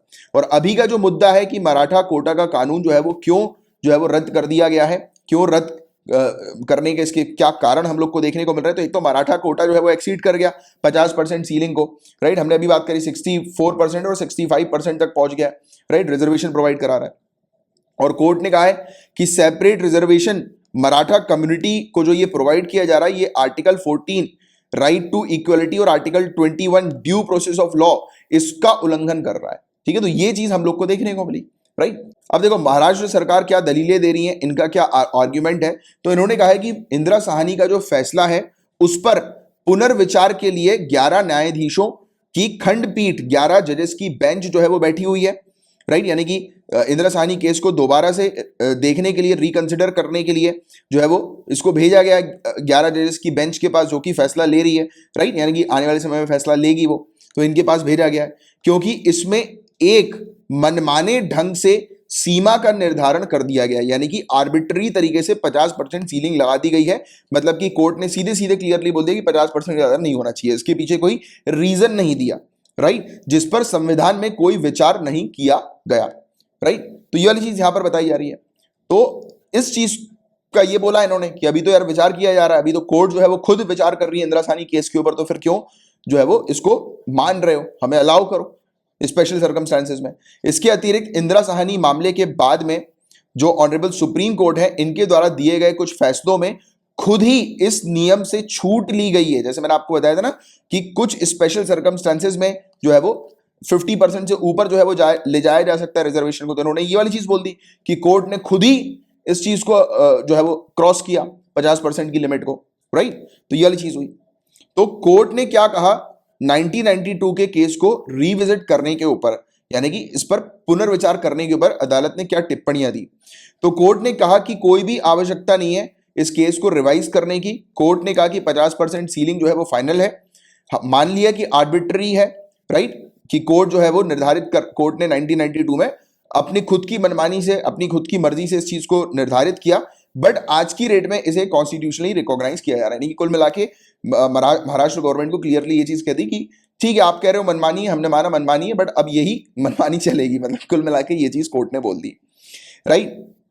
अब ये एक्सेप्शनल केस क्यों नहीं हो सकता, जैसे हमने बोला ना कि एक्सेप्शनल केसेस में सीलिंग जो है वो बढ़ाई जा सकती है। तो मराठा जो कम्युनिटी है वो डोमिनेंट हम लोग को देखने को मिलती है, डोमिनेंट क्लास हम लोग को देखने को मिलती है, राइट। जैसे कि अगर हमने बात करी थी क्वालिफिकेशन की, तो सोशली और एजुकेशनली बैकवर्ड वो ऐसा है नहीं, राइट। तो इसलिए कोर्ट ने ऑब्जर्व किया कि कोई भी एक्स्ट्रा ऑर्डिनरी सिचुएशन की आवश्यकता नहीं है कि इनको जो है वो अलग से रिजर्वेशन प्रोवाइड कराने की। और इसके अलावा कोर्ट ने क्या कहा, स्टेट की पावर के ऊपर socially and educationally backward classes को आइडेंटिफाई करने के ऊपर और 102nd अमेंडमेंट के ऊपर।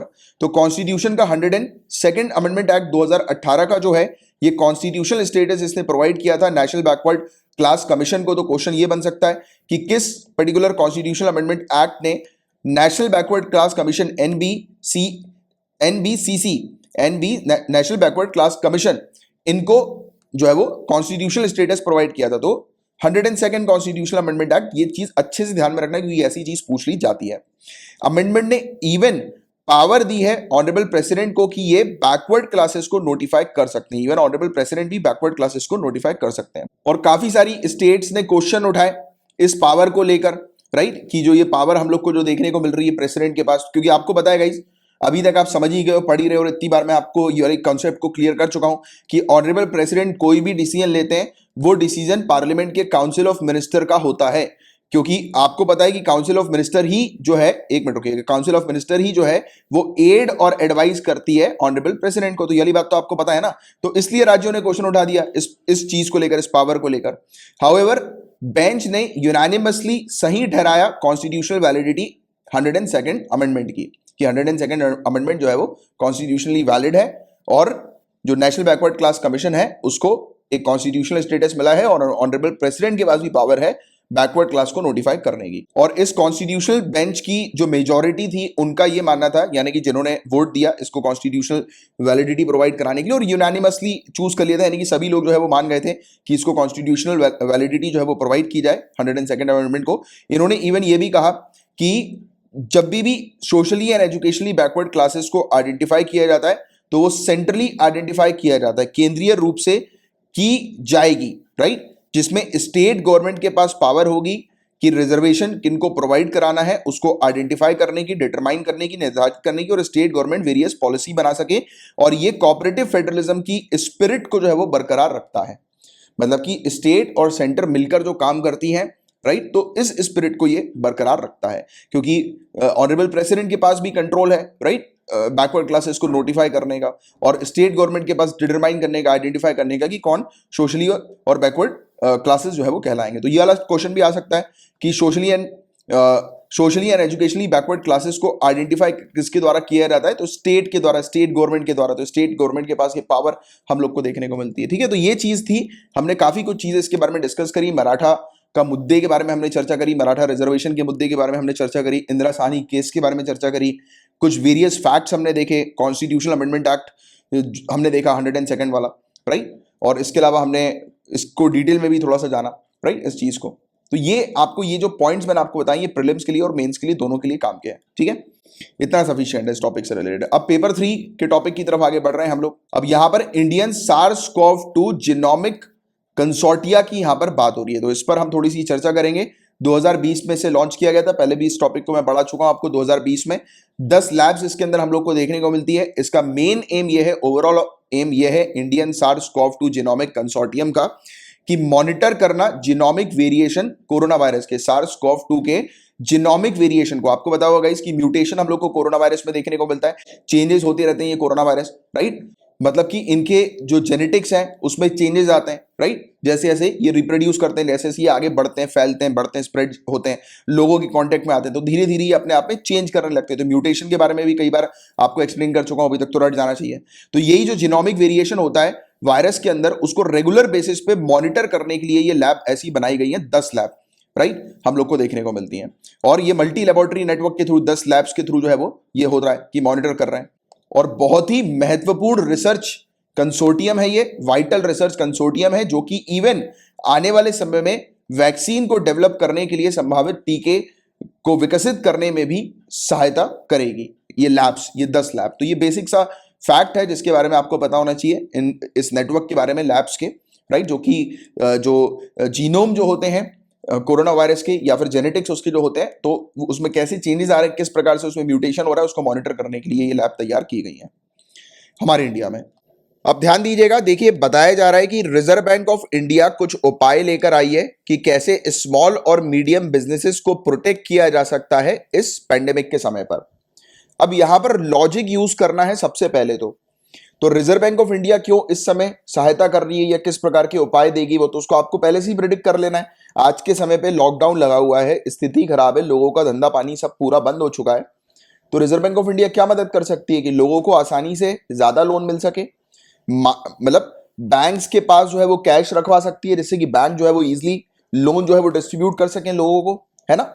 सरकार है, सरकार भी इतने खर्चे कर रही है, उसको भी चाहिए पैसे, तो सरकार को पैसे प्रोवाइड करा सकती है, उनको फैसिलिटी कुछ प्रोवाइड करा सकती है, जिससे कि सरकार खर्च कर सके, सरकार बिना किसी चिंता के पैसे का उपयोग कर सके, राइट। तो ये वाली चीज है। तो ये इस प्रकार के कुछ उपाय हैं जो हम लोग को देखने को मिले। अब इसको पॉइंट बाय पॉइंट डिस्कस कर लेते हैं। देखो, कभी भी कोई टॉपिक पढ़ो, हमेशा ये चीज ध्यान में रखना कि पहले लॉजिक को देखने की कोशिश करो कि आरबीआई ने ये कदम क्यों उठाया, तो आज की सिचुएशन किस प्रकार की है उसको देखो, राइट। फिर खुद से सोचो कि क्या उपाय होने चाहिए। तो ये क्या होता है, ये ब्रेन की प्रैक्टिस होती है, सिर्फ बैठ के सुनना नहीं है, दिमाग चलाना है, क्योंकि ये एग्जाम आईएएस का है, राइट। तो इसमें आपको दिमाग चलाना है। कल को आप डीएम बनोगे तो पूरी डिस्ट्रिक्ट आपको जो है वो मैनेज करनी है, राइट। पूरी डिस्ट्रिक्ट आपको संभालना है, तो उसके लिए आपको दिमाग दौड़ाना जरूरी है। तो पढ़ते समय कोशिश करा करो, दिमाग दौड़ाओ, आगे चलने की कोशिश करो, राइट। तो देखो, रिजर्व बैंक ऑफ इंडिया जो है इसने कुछ उपाय अनाउंस किए हैं, राइट, स्मॉल और मीडियम बिजनेसेस को प्रोटेक्ट करने के लिए। अब स्मॉल और मीडियम बिजनेसेस ही क्यों, क्योंकि पता है कि यार जो बड़े बिजनेस जो होते हैं, राइट, तो उनके पास पैसा रहता है, उनके पास रिजर्व रहता है कि वो जो है वो मैनेज कर सके, क्योंकि लंबे समय से वो प्रॉफिट में रहते हैं, राइट। तो कुछ समय तक उनका अगर काम भी बंद रहेगा तो उनके पास अच्छा खासा रहता है, रिजर्व रहता है पैसों का, राइट। बट स्मॉल और मीडियम बिजनेसेस जो होते हैं उनके पास ऐसा होता है कि महीने के एंड तक उनके वर्कर्स को ही उनको पैसा दे देना रहता है, और हाथ में जो है वो जितना पैसा बचता है उससे घर चलता है, और थोड़ी बहुत कुछ सेविंग हो गई तो हो गई, वरना कई बार तो नहीं भी होती है, राइट। बड़ी स्थिति खराब है। और इंडिविजुअल बोरोवर्स, काफी सारे प्राइवेट लोग जो हैं वो भी डिस्टर्ब हैं इस लॉकडाउन के कारण, उनका इनकम सोर्स जो है वो बंद हो गई है ना। तो ये पेंडेमिक का जो इफेक्ट पड़ा है, इसका जो सेकेंड वेव हम लोग को देखने को मिला है, इसके इंपैक्ट के कारण स्मॉल और medium businesses plus private individual, तो इनको बड़ा नुकसान जो है वो हो रहा है, राइट। ये परेशानियां में है।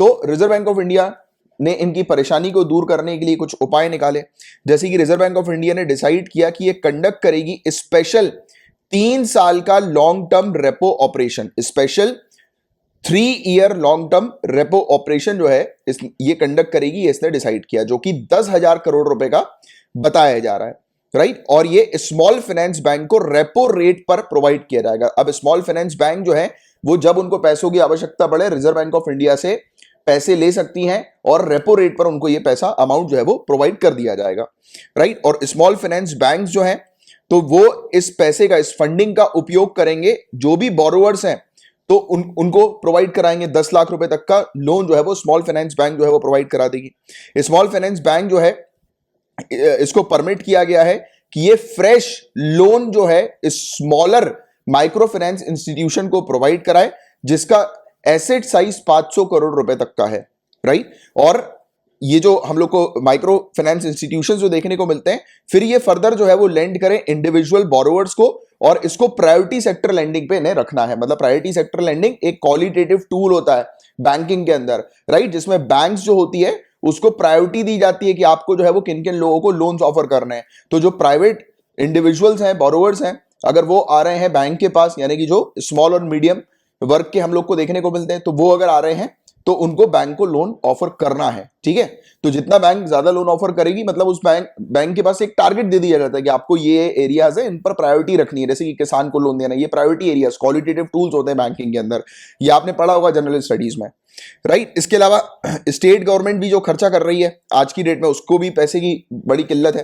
तो स्टेट गवर्नमेंट के लिए कहा है कि स्टेट गवर्नमेंट बेहतर तरीके से अपने फिस्कल सिचुएशन को, यानी कि जो अभी खर्चे कर रही है, एक्सपेंडिचर कर रही है, उसको बेटर तरीके से मैनेज करने के लिए इन्होंने, आरबीआई ने ये चीज कही है कि वो अपना कैश फ्लो जो है वो मेंटेन कर सके, यानी कि उसके पास, सरकार के पास कैश हमेशा रहे और मार्केट बोरोइंग जो है वो हमेशा रहे उसके पास। इसके लिए ओवरड्राफ्ट फैसिलिटी को बढ़ा दिया गया है, 36 दिन से 50 दिन कर दिया। ओडी फैसिलिटी क्या होती है? ओवरड्राफ्ट फैसिलिटी, ये बिल्कुल ऐसा समझो क्रेडिट कार्ड वाली सिनेरियो होता है। आपने क्रेडिट कार्ड कभी यूज किया होगा, आपके पास होगा क्रेडिट कार्ड, तो आपको पता है कि क्रेडिट कार्ड यूज करने के 45 दिन बाद जो है, या उसकी जो डेट होती है कि किस दिन जो है वो बिल जो है वो जारी होगा, राइट, तो उस दिन तक जो है वो आपको अच्छा खासा वो मिल जाता है, राइट। वैसे तो जिस दिन जो है वो आप पेमेंट करते हो, यानी कि जिस दिन आपकी लास्ट डेट होती है पेमेंट की, उसके बाद से 45 दिन तक का समय जो है वो क्रेडिट कार्ड में मिलता है एक इंडिविजुअल को खर्च करने के लिए, राइट, मैक्सिमम क्रेडिट कार्ड में। तो क्या हुआ, ये लोन के तौर पर हो गया 45 डेज का, कि आज के दिन खर्चा कर लिया, बट उसको देना जो है, पैसे जो देना है वो 45 दिन बाद देना है। वैसे ही सरकार के लिए भी ये वाली चीज रहती है कि सरकार को आसानी से जो है वो पैसा अवेलेबल हो जाता है। ओडी फैसिलिटी सरकार के पास होती है। जैसे ही आपके अगर फैमिली में कोई बिजनेस में होगा तो उनका एक ओवरड्राफ्ट अकाउंट भी होगा, आपको पता होगा इस बारे में, तो जिसमें वो एक्स्ट्रा पैसे जो है वो निकाल सकते हैं बैंक से। जैसे कि कभी भी कोई बड़ा अमाउंट का चेक आया, भले ही उनके अकाउंट में पैसे ना हो, बट फिर भी चेक जो है वो रिलीज हो जाएगा ओडी के तहत, क्योंकि उनको लिमिट जो है वो मिल जाती है। तो वैसे ही सरकार के पास भी लिमिट के डेज जो है वो बढ़ा दिए गए हैं, राइट, जैसे कि निश्चिंत होकर सरकार भी खर्चे कर सके और बाद में फिर ये पैसे जो है वो चुकाने की जब बात आए तब फिर वो बाद में उस चीज की चिंता करे। बट आज के सिनेरियो को देखते हुए जो खर्चे करना है वो सरकार एटलीस्ट अपने खर्चे कर सके आसानी से, राइट। और इसके अलावा 14 दिन से 21 दिन भी कर दिया कॉन्सिक्यूटिव दिनों को ओवरड्राफ्ट के, तो ये वाली बात भी यहां पर बताई गई। तो ये कुछ बेसिक सी चीजें, बट आपको मेनली जो मुद्दे वाली बात है वो आपको पता होना चाहिए कि आज के सिचुएशन को टैकल करने के लिए आरबीआई ने किस प्रकार से जो है वो मदद करी, किस प्रकार के उपाय निकाले। तो ये उपाय आपको पॉइंट बाय पॉइंट पता होने चाहिए, क्योंकि बैंक का तो आपका एग्जाम नहीं है कि हर एक चीज जो है वो बैंकिंग पॉइंट ऑफ व्यू से रिलेट करते हुए आप उसको जो है वो मिक्स करो, राइट। आपको मुद्दे पता होने चाहिए, पॉइंट्स आपको पता होने चाहिए, राइट। मेंस में जो आप लिखेंगे पॉइंट्स को लिखेंगे, राइट। और बाकी बैंकिंग की अच्छी आपको जानकारी है तो आप अपनी जानकारी का उपयोग कर सकते हैं। बट ये जो एग्जाम है आपका, एग्जाम ये डिमांड करता है कि आप एक एडमिनिस्ट्रेटर आने वाले समय में बनने वाले हो, तो आपको चीजों की जानकारी होनी चाहिए, आपको मेन मुद्दे के बारे में पता होना चाहिए, और क्या सोल्यूशन निकाले गए उसके बारे में आपको पता होना चाहिए, क्यों निकाले गए उसका आइडिया होना चाहिए। तो ये सब एरियाज पे आपको काम करना है मेनली। लोग गलती करते हैं, काफी सारी अननेसेसरी डिटेल जो है वो फालतू में रटते रहते हैं, अपना टाइम वेस्ट कर रहे होते हैं। बट ये सोचो ना कि एग्जाम काय का है, एडमिनिस्ट्रेटिव सर्विसेज का एग्जाम है, तो वो क्या डिमांड कर रहे हैं आपसे कि आपको किस प्रकार की जानकारी होनी चाहिए। तो लिमिटेड चीजों पर फोकस करो। जितने भी टॉपर्स का आपने इंटरव्यू सुना होगा, देखा होगा, वो एक ही चीज बोलते हैं, लिमिटेड रिसोर्स रखो, लिमिटेड बुक्स रखो, उसको मल्टीपल टाइम रिवाइज करो, उस पर अपनी मास्टरी कर लो, हो जाएगा सिलेक्शन, है ना।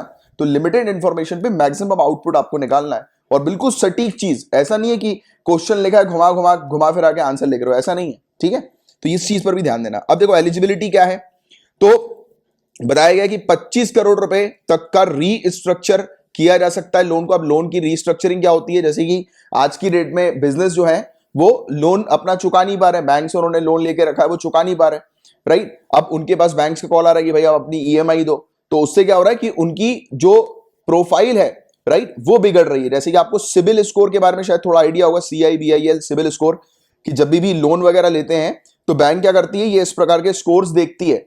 ये स्कोर में क्या चीज मेंशन होती है कि सामने वाले व्यक्ति ने अगर पास्ट में पहले अगर कोई लोन लिया है तो उस लोन को किस प्रकार से उसने चुकाया है, सही तरीके से चुकाया कि नहीं चुकाया, कहीं डिले तो नहीं किया, कहीं किसी लोन को पेंडिंग तो नहीं कर दिया उसने। तो वो सब चीजें देखने के बाद फिर फर्दर उसे लोन मिलता है। बट क्या होता है, जब भी कोई व्यक्ति अपनी टाइम पर ईएमआई नहीं चुका रहा तो उससे क्या हो रहा है, सिबिल स्कोर उसका खराब हो रहा है। तो ऐसे बिजनेसेस आज की रेट में जो बंद है, जिनको डर है कि उनकी प्रोफाइल जो है बैंकिंग प्रोफाइल खराब ना हो, तो उसके लिए वो अपने लोन्स को रीस्ट्रक्चर कर सकते हैं। तो 25 करोड़ रुपए तक के लोन को रीस्ट्रक्चर करने की बात की गई कि वो लोग बैंक से जो है वो बात करके डिस्कस करके अपने लोन का टेन्योर जो है वो बढ़ा सकते हैं, अपनी ईएमआई को कम करवा सकते हैं, इस प्रकार की रीस्ट्रक्चरिंग करवा सकते हैं, राइट। और ध्यान में ये रखना है कि पिछले साल जिसने रीस्ट्रक्चरिंग नहीं करी है, रेजोल्यूशन फ्रेमवर्क का इसका उपयोग नहीं किया है, तो उसी को ये मौका मिलेगा, वो ही एलिजिबल है, राइट। साथ ही साथ बताया जा रहा है कि 31 मार्च 2021 तक जो भी लोन्स जो स्टैंडर्ड थे, मतलब कि जिन लोन की किस्त टाइम पर आ रही थी, जो भी लोग थे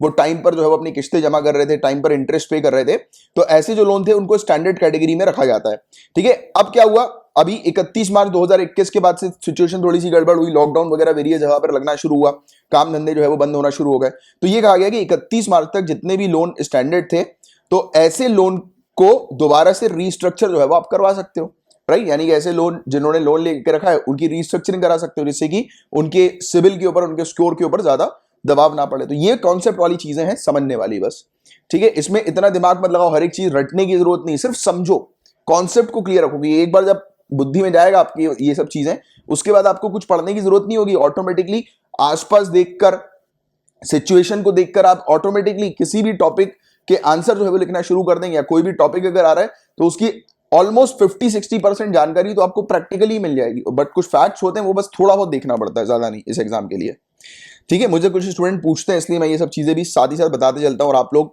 जो रेगुलर स्टूडेंट हो, आपको भी बार बार याद दिलाते रहता हूं कि इस प्रकार की करनी है। कहीं आप, मैं जब बताता हूं तो उस पाथ में आप चलते हो, फिर कहीं बीच में जाकर एकदम से रास्ता ना बदल जाए आपका, ठीक है। अब इंडिविजुअल बोरोवर्स के रिस्पेक्ट में, यानी कि जो इंडिविजुअल प्राइवेट लोग हैं या छोटे बिजनेसेस हैं जिन्होंने लोन लेके रखा है, राइट, तो जिन्होंने ऑलरेडी रीस्ट्रक्चरिंग पिछले साल करवा दी है, उनको भी बताया जा रहा है कि परमिशन मिली है कि वो इस विंडो का उपयोग कर सकते हैं और अपने प्लान्स को मॉडिफाई कर सकते हैं। अब छोटे बिजनेस है यार, अब छोटे बिजनेस को हम रेस्ट्रिक्ट तो कर नहीं सकते ना एकदम से कि नहीं नहीं आपने पिछले साल करा लिया, इस साल नहीं करा पाओगे, क्योंकि छोटे बिजनेस में तो प्रॉब्लम यही है कि वो तो जितनी उनकी कमाई होती है उनके वर्कर्स में बढ़ जाती है, थोड़ा बहुत जो बच जाता है। बट अभी फिर से ये सिचुएशन दूसरे साल आ गई तो उनकी भी सहायता करना जरूरी है ना, तो ये वाली चीज है। और उनके लिए जो मॉरेटोरियम पीरियड जो है वो इंक्रीज करने की भी बात हुई है। मॉरेटोरियम पीरियड जो है वो यही वाला चीज होती है कि जैसे कि अभी इस समय पर लोग किस्त अपनी भर नहीं पा रहे हैं, राइट, तो लोग जब अपनी किस्त भर नहीं पा रहे हैं तो लोग जो है वो मॉरेटोरियम के लिए अप्लाई कर सकते हैं। मतलब कि जितने महीने तक वो बोलेंगे तो उतने महीने तक अगर वो किस्त नहीं भरेंगे तो चल जाएगा, उनका कोई सिविल स्कोर जो है वो खराब नहीं होगा ना, बैंक उनके ऊपर एक्स्ट्रा चार्ज इंपोज करेगी। जैसे आपको पता होगा कि लोन लेने के बाद जब टाइम पर लोन नहीं भरा जाता है तो उसके ऊपर पेनाल्टी लगती है, राइट, तो ये वाली चीज भी आपको पता होगी। तो जो भी रिस्ट्रक्चर कराते हैं अपने लोन को या मॉरेटोरियम पीरियड को जो है वो एक्सटेंड करते हैं अपना, या फिर मॉरेटोरियम पीरियड के लिए अप्लाई करते हैं, तो उनके ऊपर कोई एज सच प्रोसेसिंग फीस नहीं लगती है, कोई पेनाल्टी नहीं लगती है, उनको तो बेनिफिट मिलता है। बट हाँ, एक चीज ये है, इंटरेस्ट माफ नहीं होता। जैसे कि कई कंफ्यूजन है लोगों के बीच में कि मॉरेटोरियम पीरियड में क्या है, क्योंकि बताया ये गया है मॉरेटोरियम पीरियड में कि आपकी जो है वो किस्त माफ कर दी जाएगी कुछ महीने के लिए। आप देखो, किस्त माफ करने का मतलब ये नहीं कि किस्त जो है वो फ्री हो गई, मतलब कि जैसे 3 महीने के लिए किसी ने मॉरेटोरियम लिया, मतलब कि इसका मतलब ये नहीं जैसे कि किसी की किस्त जो है वो 2,000 रुपए प्रति महीने के हिसाब से आ रही है तो उसका मतलब ये नहीं है कि 6,000 रुपए 3 महीने के हिसाब से उसके माफ होगा उसके लोन से, नहीं, उसको आगे जाके भरना पड़ेगा। और ना ही सिर्फ 6,000 भरने पड़ेंगे, बट इसके इंटरेस्ट भी उसको जो है वो पे करना पड़ेगा जितना भी आता है, राइट। तो ये वाली चीज है, मतलब ये रिलैक्सेशन जो दिया जा रहा है उस पर थोड़ा इंटरेस्ट बढ़कर ही हल्का सा आ रहा है। तो ये वाली भी क्लियरिटी रखो, क्योंकि बैंक भी तो यार एक इंस्टीट्यूशन है, उसको भी तो अपना प्रॉफिट करना है ना।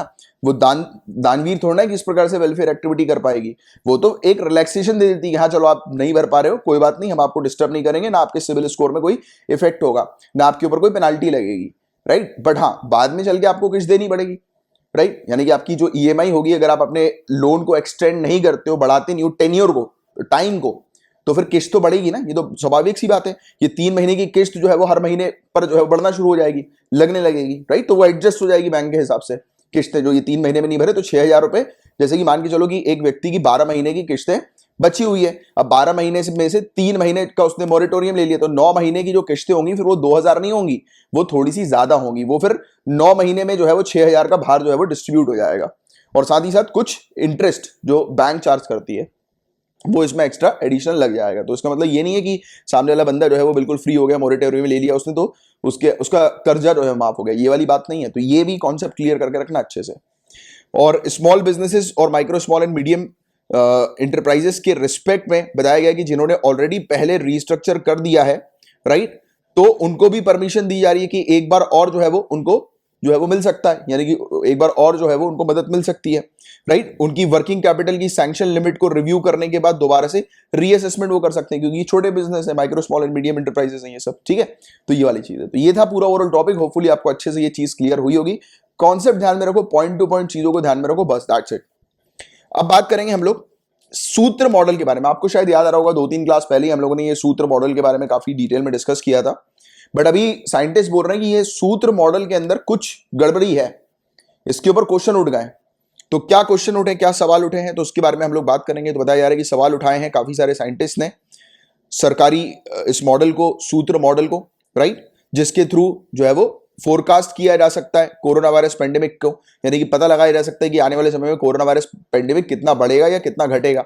तो पहले से ही उसका आकलन जो है वो किया जा सकता है सूत्र मॉडल के थ्रू। इसके बारे में आपको पता होगा, राइट। राइज और एप की कितना ऊपर जाएगा, कितना नीचे जाएगा, तो उसकी जानकारी, मतलब फोरकास्टिंग, जैसे वेदर फोरकास्टिंग होती है ना, मौसम विभाग वाले क्या करते हैं, पहले से बता देते हैं कि पानी वर्षा होगी नहीं होगी, इस प्रकार की पहले से वो फोरकास्टिंग करके जानकारी देते हैं। तो वैसे ही कोरोना वायरस की जानकारी देने के लिए सूत्र मॉडल हम लोग को देखने को मिला था। इस पर काफी सारे साइंटिस्ट ने सवाल उठा दिए हैं, राइट। इसमें बोला है कि जो सेकेंड वेव का जो परसेप्शन लगाया जा रहा है इस पर्टिकुलर मॉडल के थ्रू, वो जो है वो गलत है, उसमें काफी सारी चीजें जो है वो मिस की जा रही हैं। अब देखिए सूत्र मॉडल जो है ये है क्या, इसके बारे में थोड़ा सा रिपीट कर लेते हैं, रिवीजन कर लेते हैं। पहले तो इसका फुल फॉर्म हो गया ससेप्टेबल, अनडिटेक्टेड, टेस्टेड पॉजिटिव और रिमूव्ड अप्रोच। तो ये मॉडल पहली बार सार्वजनिक रूप से लोगों के ध्यान में तब आया जब बीते अक्टूबर, पिछले साल के अक्टूबर में इसके एक जो एक्सपर्ट थे, विशेषज्ञ जो थे, उन्होंने घोषणा की थी कि भारत कोविड-19 महामारी की चरम सीमा से गुजर चुका है, यानी कि भारत में, इंडिया में कोविड-19 जो है वो उसका पीक आके जा चुका है, राइट। अब कोविड-19 का पीक भारत में नहीं देखने को मिलेगा। तो ये घोषणा हुई थी, राइट। और अगर हम लोग बात करें मेन पैरामीटर्स की, राइट, क्योंकि ये मॉडल जो है वो उपयोग करता है 3 मेन पैरामीटर्स कोविड-19 पेंडेमिक के कोर्स को प्रेडिक्ट करने के लिए कि आने वाले समय में बढ़ेगा या घटेगा। तो ये बीटा इसका हम लोग को एक पैरामीटर देखने को मिलता है, जिसका मतलब होता है कांटेक्ट रेट, कि ये पता लगाता है कि कितने लोग, यानी कि जो भी इन्फेक्टेड पर्सन है वो एक दिन में कितने लोगों के कांटेक्ट में आ रहा है। जैसे कि कोई व्यक्ति कोरोना पॉजिटिव हो गया तो वो एक दिन में कितने लोगों के कांटेक्ट में आ रहा है, तो उसका एक एवरेज निकाला जाता है कि एवरेज तौर पर एक जो टेस्टेड पॉजिटिव जो बंदा होता है वो कितने लोग को इन्फेक्ट कर देता है, मतलब कहने का मतलब ये है। तो इसको निकाला जाता है, इसका मतलब होता है R0 वैल्यू से इसको रिलेट किया जाता है, जिसका मतलब ये है कि number of people an infected person spreads the virus to over the course of their infection, कि अपने इन्फेक्शन के दौरान एक इन्फेक्टेड पर्सन ने कितने लोगों को वायरस जो है वो वायरस से इन्फेक्ट कर दिया, यानी कि कितने लोग के कांटेक्ट में आया, मतलब कि कितने लोगों को वायरस फैला दिया, कितने लोगों में, राइट। तो ये चीज जो है वो पहले पता की जाती है। इसके अलावा रीच, इसमें पता लगता है कि कितनी जनता को, यानी कि पेंडेमिक जो है वो कितनी जनता में फैला, यानी कि एक कंट्री की जो पॉपुलेशन है उनमें कितना बढ़ चुका है, ये उसका रीच कितना फैल चुका है, तो उसको देखा जाता है। फिर एपिसिलॉन, ये तीसरा पैरामीटर है। ये जो होता है वो एक प्रकार का रेशियो होता है डिटेक्टेड और अनडिटेक्टेड केसेस में, राइट। एक रेशियो निकाला जाता है, देखा जाता है कि कितने केस डिटेक्टेड है, यानी कि कितने केस की इंफॉर्मेशन आ गई है, और कितने की नहीं आई है, यानी कि अनडिटेक्टेड है, अभी तक पता ही नहीं लगा कि कितने लोग को हुआ है, राइट। तो इसके ऊपर सवाल क्यों उठ रहा है, तो बोलते हैं कि ये इनकरेक्ट प्रेडिक्शन करता है। कहा जाता है कि सेकेंड वेव जो है उसका पीक आएगा अप्रैल के 3rd वीक में, और कहा कि लगभग 1 लाख केसेस जो है वो देखने को मिलेंगे। तो गलत प्रेडिक्शन किया, अभी तक पीक नहीं आया है। अभी भी कहा जा रहा है कि 15 मई के बाद इसका पीक जो है वो आएगा। काफी सारे इसमें पैरामीटर्स हैं। सूत्र मॉडल जो है वो एक प्रॉब्लमेटिक है, क्योंकि वो काफी सारे पैरामीटर्स के ऊपर रिलाय करता है, और जब भी ऐसा लगता है कि इसके जो प्रिडिक्शन है वो गलत आ गए हैं, राइट, इसके प्रिडिक्शन जो है वो गलत हो गए हैं, तो ये क्या करता है, अपने पैरामीटर में जो है वो कैलिब्रेट कर देता है, मतलब कि अपने पैरामीटर को कैलिब्रेट का मतलब चेंज कर देता है, राइट, तो उसमें वो चेंज लेकर आ जाता है। तो ये वाली चीज इसकी होती है कि ये तुरंत चेंज कर देता है। इसमें हम लोग को देखने को मिलता है कि वायरस का जो बिहेवियर है वो कैसा है, जो कि एक इंपॉर्टेंट चीज होती है वायरस के बिहेवियर को जानना, उसको इन्होंने हटाया हुआ है, ओमिट किया हुआ है, उसको शामिल नहीं किया कि वायरस का बिहेवियर किस प्रकार से रहता है। और देखो एक फैक्ट वाली बात ये भी है जिसको इसमें शामिल नहीं किया है कि कुछ लोग दूसरों की तुलना में वायरस को अधिक मात्रा में स्प्रेड करते हैं, राइट, ट्रांसमिट करते हैं। जैसे कि बार्बर की बात करें, जैसे कि एक नाई है, उसको अगर कोरोना वायरस हो गया तो नाई के पास काफी सारे लोग आते हैं, तो वो डायरेक्टली काफी सारे लोगों को बैठे बैठे ही जो है वो इन्फेक्ट कर देगा।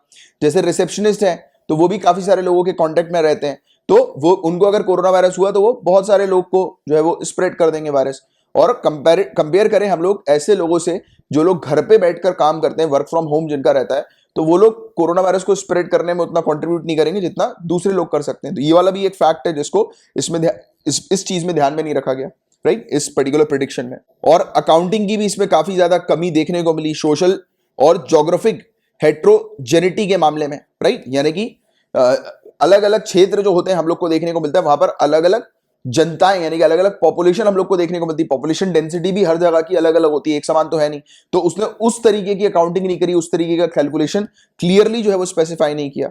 और एज, पॉपुलेशन की एज क्या है उसके अकॉर्डिंग इसने क्लासिफिकेशन नहीं किया, राइट, एज के अकॉर्डिंग सभी को एक जैसा रखा इसने, राइट, एज वाइज जो है कि डिफरेंट एज ग्रुप के हिसाब से इसने अपने अकाउंट जो है वो मेंटेन नहीं किया, राइट। तो ये वाली चीज भी इसकी एक कमी हम लोग को देखने को मिली जैसा बताया गया है सूत्र मॉडल के अंदर। तो ये बेसिक फैक्ट्स है जिसको आपको बस मेनली थोड़ा सा पता होना चाहिए कि सूत्र मॉडल को पसंद नहीं कर रहे हैं साइंटिस्ट, और मेनली तौर पर सूत्र मॉडल है क्या इसकी ज्यादा आपको जानकारी रखनी है, ठीक है। अब एक तो पॉइंट पता लग गया कि साइंटिस्ट पसंद नहीं कर रहे, क्यों पसंद नहीं कर रहे, उसके 4-5 पॉइंट देख लिए हमने, उसमें क्या क्या कमियां हैं, ठीक है। और सूत्र मॉडल है क्या ये चीज आपसे पूछी जा सकती है, तो उसकी अच्छी जानकारी रखना, ठीक है। अब बात करेंगे विनकोव 19 के बारे में। अब ये समझ लेते हैं ये विनकोव 19 है क्या। तो CSIR, centre for cellular and molecular biology, इन्होंने डेवलप किया है पहला स्पेसिफिक ड्रग यानी कि पहली दवाई कोविड-19 के ट्रीटमेंट की इन्होंने डेवलप कर ली है, और जिसमें चिकित्सीय एंटीबॉडी, थेराप्यूटिक एंटीबॉडी जो है वो जिसमें रखी गई है, मतलब कि जो जैसे ये दवाई खाने के बाद एक इंडिविजुअल का इम्यून सिस्टम जो है वो स्ट्रांग हो जाएगा, एंटीबॉडीज डेवलप होने लगेंगी उसकी, राइट। तो इसमें जो ये बहुत अच्छी मतलब वो है क्या बोलते हैं डेवलपमेंट, डिस्कवरी बहुत अच्छी है कि एक दवाई जो है वो सामने आई है, राइट। तो ये चीज आपको थोड़ा सा ध्यान में रखना है। विनकोव 19 क्या है, तो दवाई है, ड्रग हम लोग को पहली बार ऐसा देखने को मिल रहा है कोरोना वायरस का जो सामने आया है, right. Drug controller general of India ने अपना अप्रूवल भी दे दिया है इसके ह्यूमन ट्रायल्स को, इसका ह्यूमन ट्रायल भी हो रहा है, फेज 1 और फेज 2 जो है वो इसका हम लोग को देखने को मिल रहा है। दिल्ली, राजस्थान में बहुत ही जल्दी जो है वो शुरू होने वाला है ये वाला ट्रायल इसका, इन दवाइयों का। विनकोव 19 जो है इसमें घोड़े की एंटीबॉडी जो है वो डाली गई है, घोड़े की एंटीबॉडीज, राइट। और जब घोड़े के अंदर इनएक्टिवेटेड कोरोना वायरस जब इंजेक्ट किया गया था तो उसमें घोड़े ने जो एंटीबॉडीज जो क्रिएट करी थी, डेवलप करी थी, तो वो इस पर्टिकुलर दवाई में शामिल की गई है, राइट, एंटीबॉडीज। जैसे कि ह्यूमन की बॉडी में वो स्ट्रॉन्ग एंटीबॉडीज अगर जाएंगी तो ऑब्वियस ही बात है कि वो कोरोना वायरस को मारने में जो है वो हो जाएंगी, मतलब यानी कि पॉजिटिवली कोरोना वायरस को, सक्सेसफुली कोरोना वायरस को मार पाएंगी। और बाद में जाकर ये अप्रूव जब होगी तो इसको इमरजेंसी यूज के लिए अप्रूव किया जा सकता है, एक बार जब फर्स्ट और सेकेंड फेज का रिजल्ट डिक्लेयर हो जाए, यानी कि एक बार पता लग जाए कि हाँ ये दवाई जो है वो ट्रायल के दौरान जो है वो सक्सेसफुल काम कर रही है, तो उसके बाद फिर इमरजेंसी यूज के लिए इसको उपयोग में लिया जाना शुरू कर दिया जाएगा, यानी कि फिर आपको ये दवाई जो है वो मार्केट में मिलना शुरू हो जाएंगी। और अर्ली स्टेज ऑफ इन्फेक्शन में ये काफी बेहतरीन काम करती है, यानी कि अगर इंसान को पता लगा है पहले दूसरे दिन ही कि हाँ यार वो सामने वाला व्यक्ति कोरोना वायरस पॉजिटिव हो गया, उसमें सिम्टम आ गए हैं, उसने तुरंत टेस्ट करा लिया बिना टाइम ना वेस्ट किए हुए, तो अर्ली स्टेज यही वाली होती है, 1-2 दिन 3 दिन ज्यादा से ज्यादा, राइट। क्योंकि उसके बाद तो सेकंड वेव में तो हालत खराब हो रही है। इवन ये भी हो रहा है कि सेकंड वेव में कि जब तक इंसान के सिम्टम आते हैं और जब तक उसकी RT-PCR की रिपोर्ट आती है तब तक तो हॉस्पिटल तक चले जाता है इंसान, क्योंकि सेकंड वेव बहुत ज्यादा खतरनाक है, राइट। ह्यूमन की बॉडी में बहुत मतलब दिक्कत क्रिएट कर रहा है ये। तो यहां पर यही वाली बात है कि अर्ली स्टेज जो होती है इन्फेक्शन की उसमें ये बहुत बेहतरीन काम कर रही है, बेस्ट बताई जा रही है, राइट। अब देखते हैं आगे चल के क्या होता है, बट आपको इसके बारे में पता होना चाहिए विनकॉफ के बारे में, ठीक है। विनकॉफ 19 दवाई सामने रखी गई है और ये किसने डेवलप करी है, ये नाम याद रखना, CSIR, centre for cellular and molecular biology. अब देखिए इसी के साथ GS पेपर 3 के भी पूरे टॉपिक कवर होते हैं। अब आप लोग के लिए कुछ क्वेश्चन है प्रीलिम्स पॉइंट ऑफ व्यू से, जिसका आंसर आपको नीचे कमेंट बॉक्स में लिख कर बताना है। स्वामित्व स्कीम, इसके बारे में हम पढ़ चुके हैं, तो बताओ कि ये स्कीम जो है स्वामित्व scheme is under which of the following, यार ये मिनिस्ट्री होगा, which of the following scheme लिख दिया मैंने, सॉरी ये मिनिस्ट्री होगा, इसको थोड़ा करेक्ट कर लेना, ठीक है। ये किस पर्टिकुलर मंत्रालय के तहत हम लोग को देखने को मिलती है, तो बताओ जरा स्वामित्व स्कीम किस मिनिस्ट्री के अंडर आती है, पंचायती राज, रूरल डेवलपमेंट, फाइनेंस या अर्बन एंड हाउसिंग, बताओ फटाक से इसका आंसर लिखकर बताओ नीचे कमेंट बॉक्स पे क्या होगा इसका आंसर। इसके अलावा दीपोर बील, इन ऑप्शन में से बताओ दीपोर बील क्या है, क्या ये ब्रिज है असम के अंदर, क्या ये फ्रेश वाटर लेक है, क्या ये कम्युनिटी है असम के अंदर, क्या ये एक नई प्रजाति है जो असम में डिस्कवर हुई है, दीपोर बील, तो इसके बारे में आपको बताना है। तो देखो अभी न्यूज में CT स्कैन चल रहा है, CT स्कैन की बड़ी चीजें हम लोग को देखने को मिल रही, न्यूज में का हर जगह हम लोग को देखने को मिल रहा है, जो भी कोरोना वायरस के पेशेंट हो रहे हैं उनका CT स्कैन करवाया जा रहा है, ये पता लगाने के लिए कि इन्फेक्शन कितना ज्यादा फैला है बॉडी में, राइट। तो ये वाली चीज है, तो इसे कंप्यूटेड टोमोग्राफी स्कैन कहा जाता है क्या, पहला पॉइंट। दूसरा पॉइंट, क्या ये एक मेडिकल इमेजिंग टेक्निक है जो कि रेडियोलॉजी में उपयोग की जाती है। डिटेल इमेज जो होती है बॉडी की नॉन इन्वेजिवली डायग्नोस्टिक पर्पस के लिए, यानी कि पता लगाने के लिए कि उसको उसका इन्फेक्शन कितनी तेजी से फैल रहा है, तो बॉडी की डिटेल इमेज जो है वो CT स्कैन प्रोवाइड कराता है। तो क्या ये दोनों स्टेटमेंट करेक्ट है क्या, या फिर इसमें कुछ गलती है, बताओ नीचे कमेंट बॉक्स पे लिखकर। इसके आंसर्स में आपको बता देता हूं, पहले का A करेक्ट आंसर है, दूसरे का B आंसर है और तीसरे का C आंसर है, ठीक है। तो ये इसके आंसर्स हैं।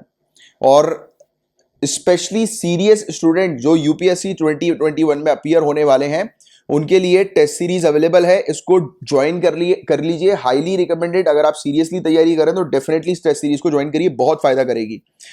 25 टेस्ट हैं टोटल, हर एक टेस्ट 100 क्वेश्चन का है, 15 इसमें सब्जेक्ट वाइज टेस्ट हैं, 10 फुल लेंथ टेस्ट हैं। हर एक टेस्ट का डिटेल सोल्यूशन आपको दिया जा रहा है और खास बात यह है कि हर दिन आपको टारगेट्स दिए जा रहे हैं।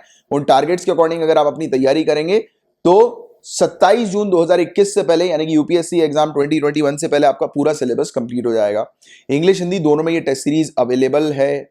अगर आप CSET में कमजोर हैं तो आपके लिए CSET का कोर्स अवेलेबल है, ज्वाइन कर सकते हैं। हिस्ट्री, एंशिएंट, मेडिवियल और मॉडर्न इंडियन हिस्ट्री पूरी की पूरी कवर करवाई जा रही है इस कोर्स के अंदर, इसको आप ज्वाइन कर सकते हैं। सोशियोलॉजी अगर आपका ऑप्शनल है तो ये ऐसी फैकल्टी हैं जिन्होंने UPSC के अंदर रैंक 5 दिलवाई है, जीरो से तैयारी करवाई है UPSC कैंडिडेट को इन पर्सन बिठाकर, और रैंक 5 जो है वो उनको अचीव करवाया है, राइट। सोशियोलॉजी पूरा, इसमें इस कोर्स के अंदर आपको टेस्ट सीरीज मिलेगी, आंसर राइटिंग प्रैक्टिस, सब कुछ पूरी चीज फैकल्टी है। आपके जो भी डाउट्स है फैकल्टी इन पर्सन आपके डाउट सॉल्व कर रही है, राइट। तो काफी शानदार फैकल्टी है, जरूर ज्वाइन करिएगा, काफी सीनियर फैकल्टी है, काफी सालों का इनके पास एक्सपीरियंस है। अगर आप सोशियोलॉजी की सोच रहे हो या आपका ऑप्शन है तो डेफिनेटली ज्वाइन करो। इस प्राइस में आपको मैं गारंटी देता हूं, इस क्वालिटी के साथ और कहीं नहीं मिलने वाला है आपको इस प्रकार के कोर्स। और बाकी करंट अफेयर्स के लिए मात्र 100 रुपीज पर मंथ की फीस में आपको डेली लेक्चर्स की PDF दी जाती है, आपको हैंडआउट नोट्स दिए जाते हैं, वीकली कंपाइलेशन PDF का दिया जाता है और आपको मंथली मैगजीन दी जाती है, मात्र 100 रुपीज पर मंथ की फीस में। एक ऑफर भी है जिसको आप ले सकते हैं। और अगर आपको करंट अफेयर्स के मंथली MCQ की प्रैक्टिस करनी है तो वो फैसिलिटी भी आपके लिए अवेलेबल है। और बाकी अगर कोर्स को ज्वाइन करने में किसी प्रकार की समस्या आती है तो 9713282838 282838 अपने मोबाइल में इस नंबर को सेव कर लीजिए, मेरा पर्सनल नंबर है। व्हाट्सएप के थ्रू, टेलीग्राम के थ्रू या SMS के थ्रू आप मुझसे कांटेक्ट कर सकते हैं, मेरा रिप्लाई आपके पास विद इन 24 आवर्स आ जाएगा। तो चलिए अब मिलेंगे हम लोग नेक्स्ट लेक्चर में, यानी कि आज सैटरडे है, मंडे को अब मिलेंगे, राइट। मंडे वाले दिन संडे की न्यूज भी कवर होती है, एक भी दिन की न्यूज हम लोग नहीं छोड़ते हैं, इसलिए तो दावे के साथ नीचे प्रूफ डिस्क्रिप्शन पर आपको देते हैं कि जो मैं पढ़ाता हूं यहां पर पूरे साल भर उन्हीं से रिलेटेड क्वेश्चंस बनते हैं, क्योंकि स्पेसिफिकली तैयारी करवाता हूं मैं आपकी। चलो अब मिलेंगे मंडे को, तब तक के लिए bye bye, take care, have a great day ahead. और कल आएगा एक रिवीजन लेक्चर आप लोग के लिए, कंपाइलेशन आएगा, उसको जरूर देखिएगा। चलो बाय बाय।